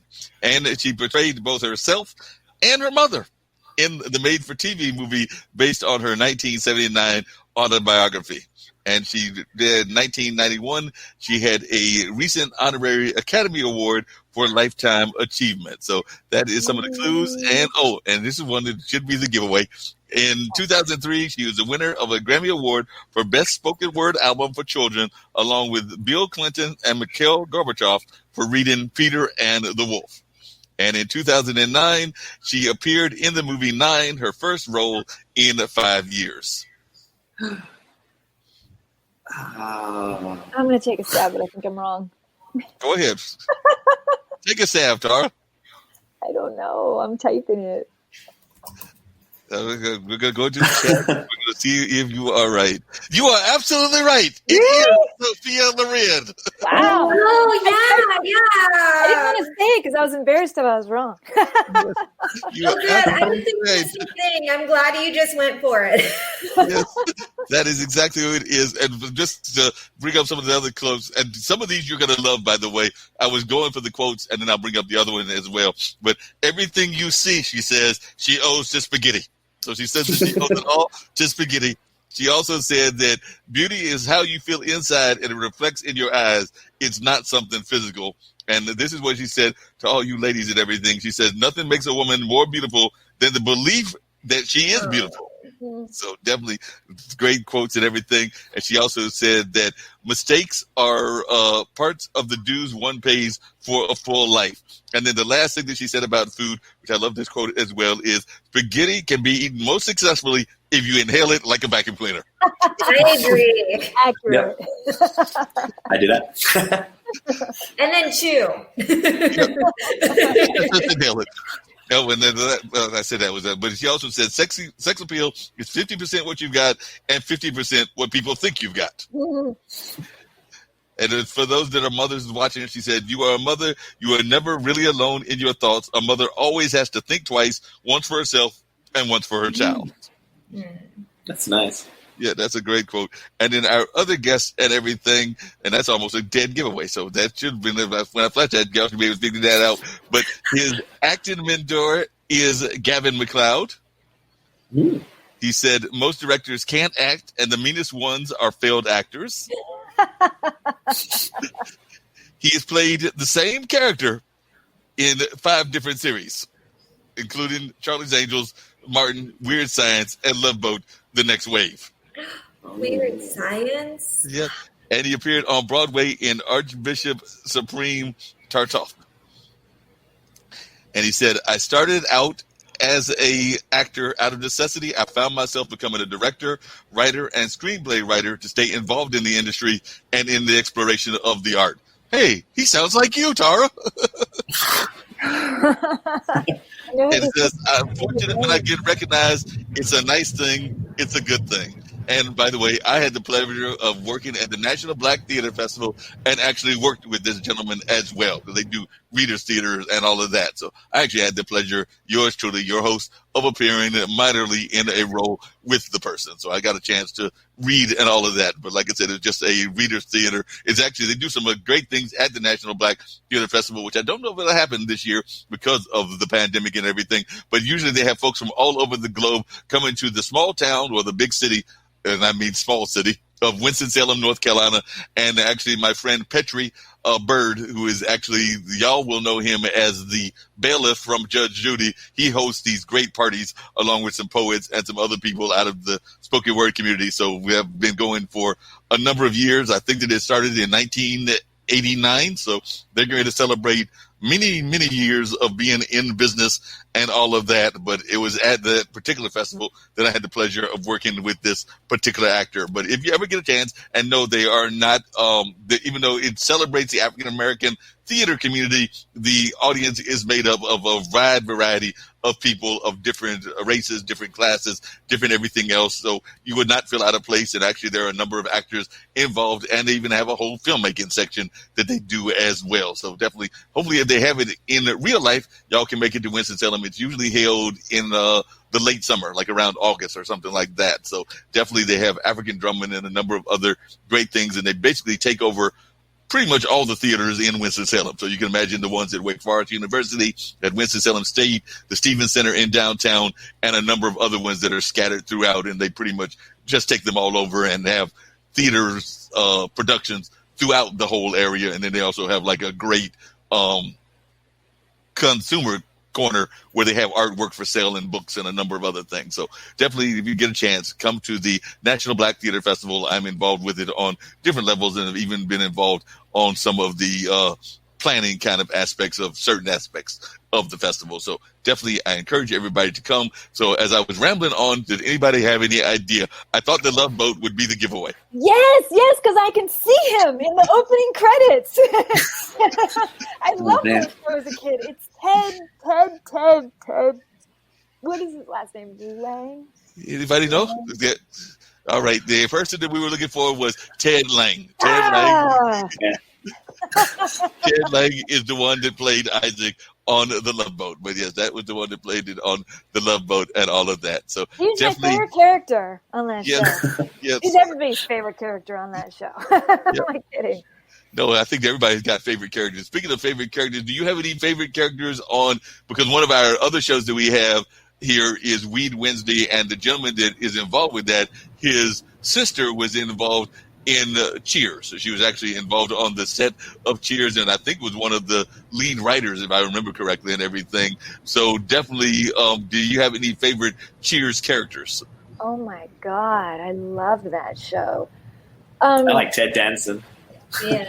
Woody Harrelson. I loved Coach. I loved Coach before pre-Woody Harrelson. Right. He was so kind person. Yeah, and also, of course, Norm. Yeah, you can't go wrong with Norm. I kind of went with Norm. The friendship was adorable. I don't know. I love them all. Yeah, they were all great characters. What are some of the other great TV shows that you really enjoyed? And then I'll get y'all's final thoughts and we'll wrap everything up. But what are some of the other classic TV shows or classic movies that were your favorite go-tos and might even help motivate you to get into the industry? So I'll start with you this time, Cara, and then come up to Tara, and then come to Robert. But what are some of the favorite TV shows that you loved watching, or they can be movies? So I had like a brain blip, and you guys were talking about Cheers. I love Cheers too, and I was like, oh my gosh, what's her name? But I loved Rhea Perlman. So like everything with Rhea Perlman, I loved. She was like a goddess. Like growing up, I just thought she was awesome. And but yeah, just anything with her when I was a kiddo, she was awesome. What about yourself, Tara? Favorite shows. I used to stay up late in the summertime because they would air The Twilight Zone late at night, and after my parents went to bed, I'd be watching that, and then it would lead on to other like Twilight Zone themed shows. Do you guys remember a show like Friday the 13th, the series? Mm-hmm. And then Yeah. And there was that were the regular ones, Tales from the Crypt and just all that stuff. Gosh, it's a wonder I make horror films. I don't know. I loved all that crap as a kid. Yeah, those are some great ones. Were there any horror movies that you really enjoyed? I referenced earlier Carrie, and I know there was other great horror movies out there, but what was your go-to horror movie growing up, Tara? I wouldn't say I had a go-to horror movie, but there's movies at that age that when you're a kid that you see and you're like, what did I just see? They kind of traumatize you, but in a good way that it just sticks with you forever. I can remember as a kid seeing The Reanimator for the first time. Man, if my parents knew I was up watching that movie, oh my God. Wow. I know, I was way too young to be watching that stuff. But another one that really, really stuck with me in a more was The Hitcher. You guys remember The Hitcher? Rutger Hauer? Oh my God, that movie really scared the crap out of me. That's the first movie I can remember really freaking me out. But I mean, stuff before that, like, oh, I'm scared to go to bed. But that one stuck with me well into adulthood. No, there were a couple of horror movies that definitely stuck with me, and some of them were kind of abstract horror movies, because I remember there was a movie about reincarnation. I have no idea the name of the movie, but I just remember watching it, and it really creeped me out because it was a whole movie about the person kind of like being reincarnated and coming back as that reincarnation, and its whole life story was going on. And I just remember being very weirded out, and unfortunately I cannot think of the title of that movie. And then of course there were the classic horror movies that just had weird things happening, like of course The Exorcist with the spinning head, and The Omen with a lot of other things, which is why I'm sitting there going like, no, these movies are a little bit too graphic, because some of those horror movies were highly graphic and all of that. So I try to stay away from those super graphic ones. And even to this day, even judging these contests, I'm sitting there going like, oops, it's a little graphic. I might have to like put on the blinders for a minute, because there are some real graphic things that are out there and everything. But definitely, baby, that was creepy. You guys, there was a way to bridge these two topics of Cheers and The Reanimator, horror movies, is a few years back, The Reanimator was turned into a musical. Did you guys know this? And it toured, and I saw it in LA, and George Wendt, who played Norm on Cheers, was in it. And it was so wild, man, because if you were sitting in like the first half of the audience, you were in the splatter zone, and you had to wear like stuff.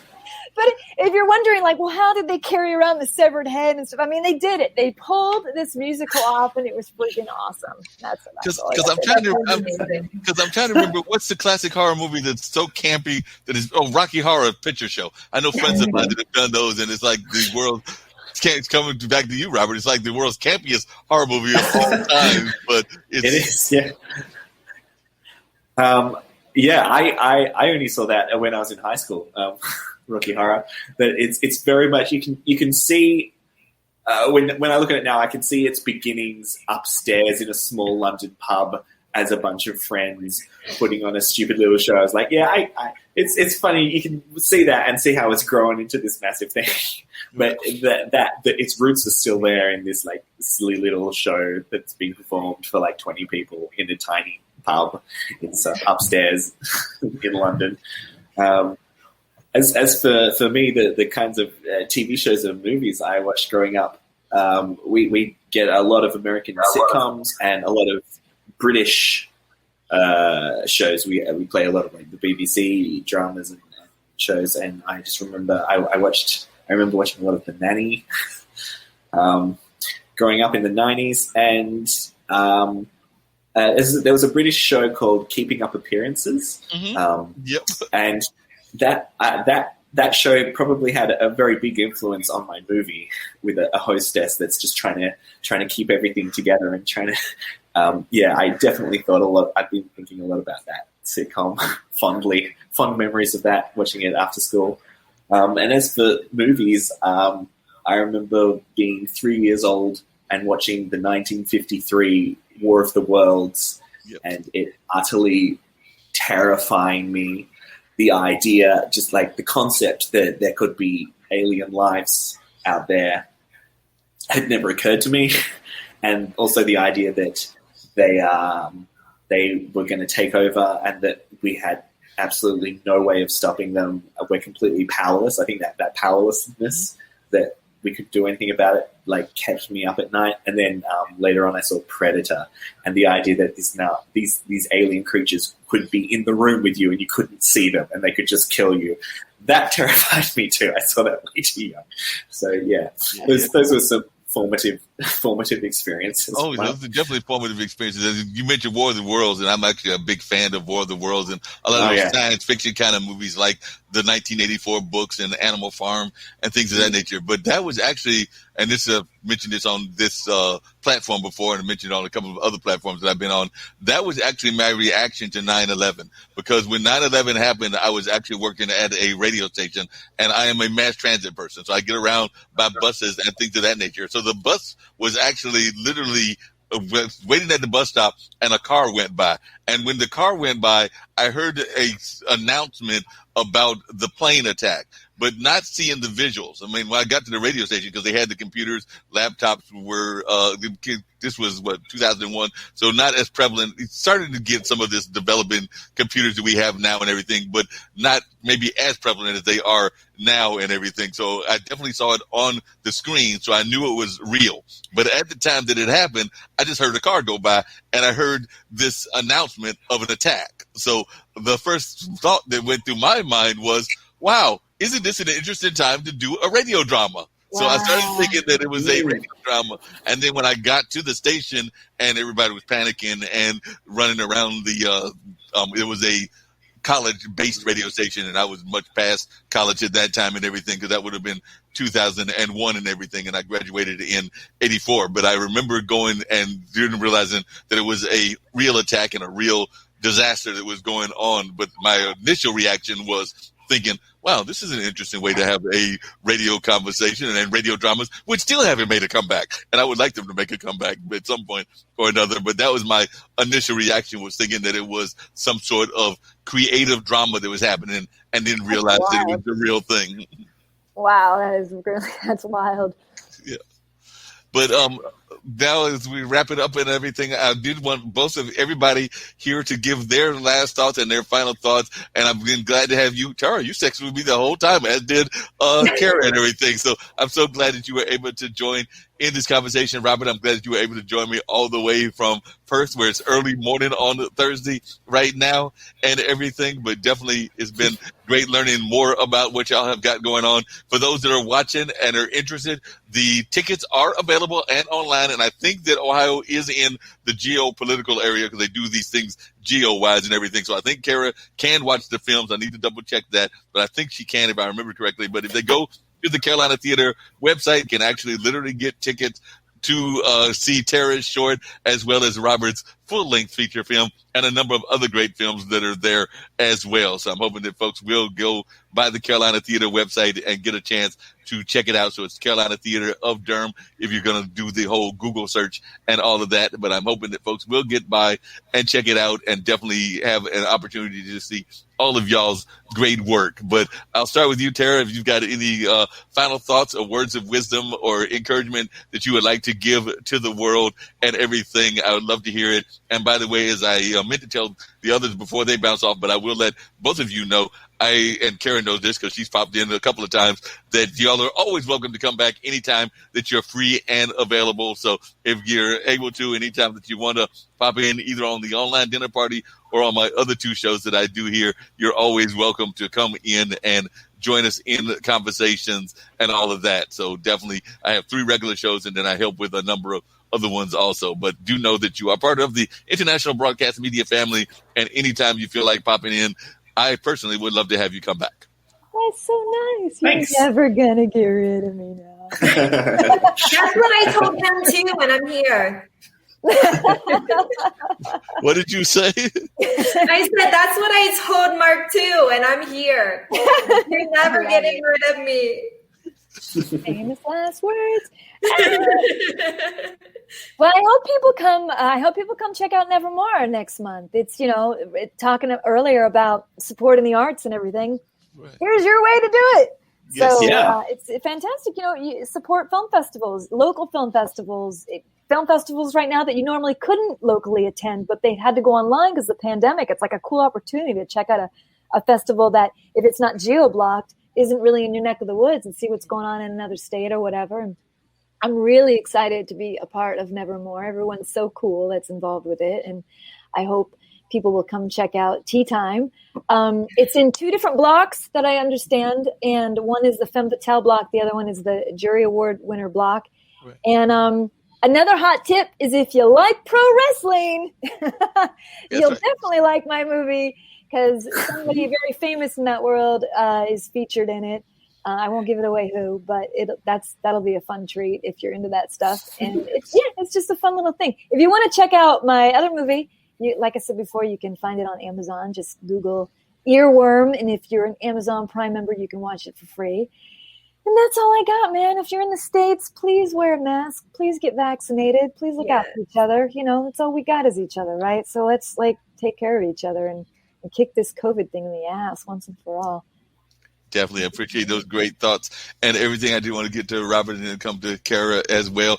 I was going to say that I definitely have my wrestling story I was going to share with you was that my granddad, who has been gone many years from now and everything, but he was a big wrestling fan and everything. And we knew that if wrestling was on, you were not going to turn on the TV to watch Cheers or anything else that might be on the air, because he was going to be watching, I think at his time, Wahoo McDaniel and Ric Flair and a number of those other kind of folks, the Valentine brothers, and all of those were on the airwaves and everything. So we're talking like the 70s and the 80s, and definitely Rufus Freight Jones or something like that was his name, but definitely those classic wrestlers. But we didn't know, and we tried to tell him, a lot of folks don't want to believe it, but we tried to tell him that wrestling was fake and wasn't real, but he was convinced it was real, and he wasn't going to hear it from us that it wasn't a real sport and everything. And I'm still trying to figure out. It is real, man. It is real. Just because it's choreographed a little bit doesn't mean it's not real. Those guys take those blows. They take those blows. They do.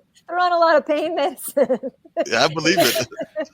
I believe that they're on those medicines and those pain meds. And I've oftentimes been amazed at how active the women wrestlers have become, because that's become something that's even more out there now that wasn't out there when he was watching it. The women were more like the card holders, but now there's some women that look like I'm not exactly inviting them into my apartment because I'm afraid that they might kick my backside because they look like they can handle their own. Well, good. More women in a male-dominated field. Yes. Yes. So, Robert, any final thoughts that you got and everything? Oh, I think Tara summed it up so succinctly. I don't want to ruin it, but yeah, please do watch some films at Nevermore if you're stuck at home. I mean, it's some great entertainment, and it's great to look for other festivals and just be able to travel around the world from the comfort of your own home and just try some new things out, things that maybe you wouldn't normally see. Hear some of these different voices that are out there and get a different perspective on life. It's a fascinating and really rewarding experience. Definitely agree with that. Kara, what you got to say, and any final thoughts you want to share? And then I'm going to bring up, because they had actually sent me her manager, booking person that helped her and everything, has sent me a clip about the Sprinkle Me event. So I'm going to play that as kind of my going out thing that Suga-T had sent and everything, because Eris is an amazing lady. And speaking of folks that are doing some great work, she's got her magazine, UBO magazine, out of Hawaii. So her and her significant other are doing a lot of work in the entertainment field, and Suga-T is one of their clients. So definitely was communicating with her and talking to her, and she's actually provided me with some great guests, including Haley Jane, who is an artist out of and a musician out of the Sacramento area, and she was a guest on this past Monday. I had to do a pre-recorded part, but then we aired it on this past Monday and everything. And we also had Son DeOne, who is her significant other and a hip-hop artist himself, and then Ramon is one of her artists also. So she's provided me with great artists and great conversation and all of that. And of course, Jim over there at Nevermore put me in touch with Tara and Robert, and hopefully now Tara and Robert have learned that I have this great platform, and they're just going to tell all their filmmaker friends about me, so that I have all kinds of great guests from Australia and from New York and a number of other places appearing here on a regular basis, because I just love having these kind of off the cuff but interesting conversations about important issues, but also having some fun conversation as well. And I think I've just developed 2 new fans in Robert and Tara, and definitely Suga-T was already a fan. So, Kara. Okay.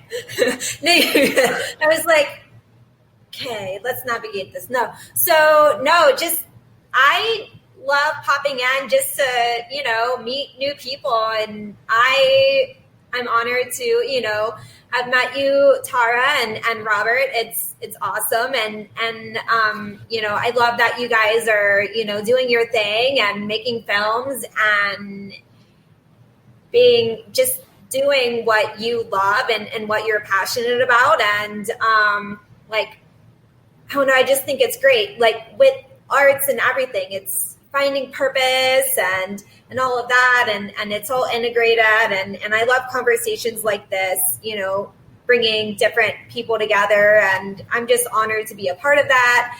And yeah, Kara Oker, I'm a health coach. If anyone, is curious or interested more, my handle is right there, like there. But yeah, thank you so much for having me on the show again, Mark Lee.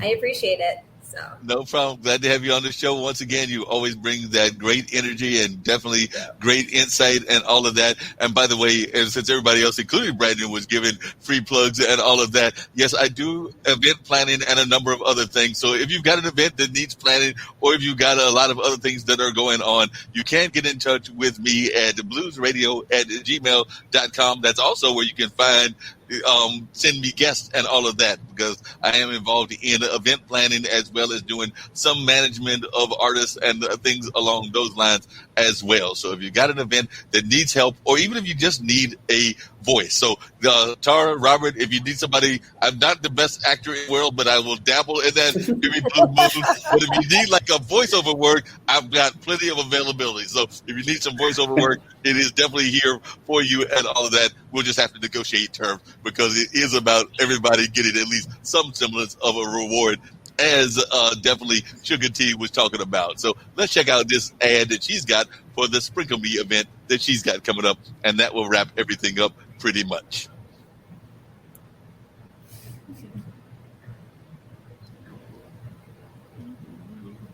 Guess what's coming up? The Sprinkle Me Virtual 2021 special highlighting legacy voices of the Bay. With special performances and guests, along with celebrating legacy voices like Dwayne Wiggins, The Clips, Cece Innocent, Howard Kemp, Suga-T, The Real Rick Ross, Lenny Williams, Linnell Campbell, Darius McCrary, Mark Curry, Sugar Pie DeSanto, Rosie Gaines, host DJ by the legendary MC Shy D, DJ Pizzo, and Foothold Rampage. Be the first to experience an exclusive reveal of the latest specialty collections from the Strictly Boutique and help us crown legacy voices of the Bay. January 31st, 5 p.m. PST, 8 p.m. EST. Get your tickets now, only $15. Proceeds support families and children with autism and community programs from the Work and Well Project. Participants will receive a free gift from the Strictly Boutique. See you there, January 31st. Nice. And what time is that again in Perth, Australia? So that we can keep ourselves going on the time differences. It'll be February by then. It'll be a whole month ahead. Yeah. It'll be February 1st on that particular day there in Australia because y'all will already be on Monday at that particular time and everything. So, like I said, y'all have been some great guests and everything. So I do want to thank you both for all three of you for being on, as well as Suga-T. And earlier we had Branden on. And by the way, if you go on Tuesdays, you can see that he's got his show here as well, which is Best of Travel, where he gives the little travel tips about ways to save money and all of that. And he's definitely of the opinion that we will eventually be getting back to traveling. So you need to learn these tips now so that when we get back to traveling, you'll know where to stay and all of that, because he has traveled around the world and learned all kinds of tricks. And he's also open to having conversations with you as he is giving you these tips. And I understand, I believe he's supposed to be starting in the near future a show about road trips, because it is my understanding that a lot of folks are of the belief that the first trips to go on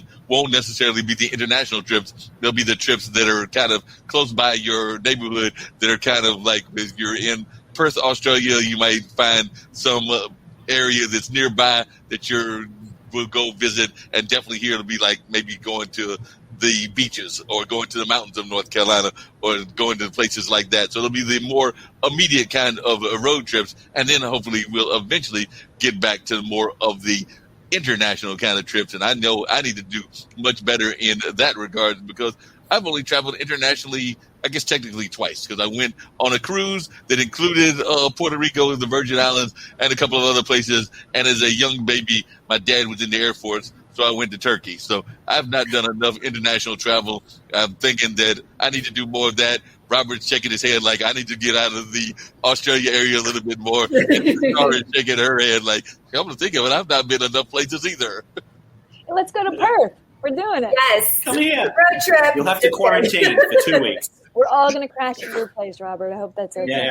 Yeah, we're gonna my black void. This is my home theater, so So we're all going to crash over there at Robert's house. But right now we're going to get ready to get this airplane on out of here, which is kind of the thing that we do at the end of most shows. Sometimes I'll bring up the ambassador. This time it's just going to be this airplane.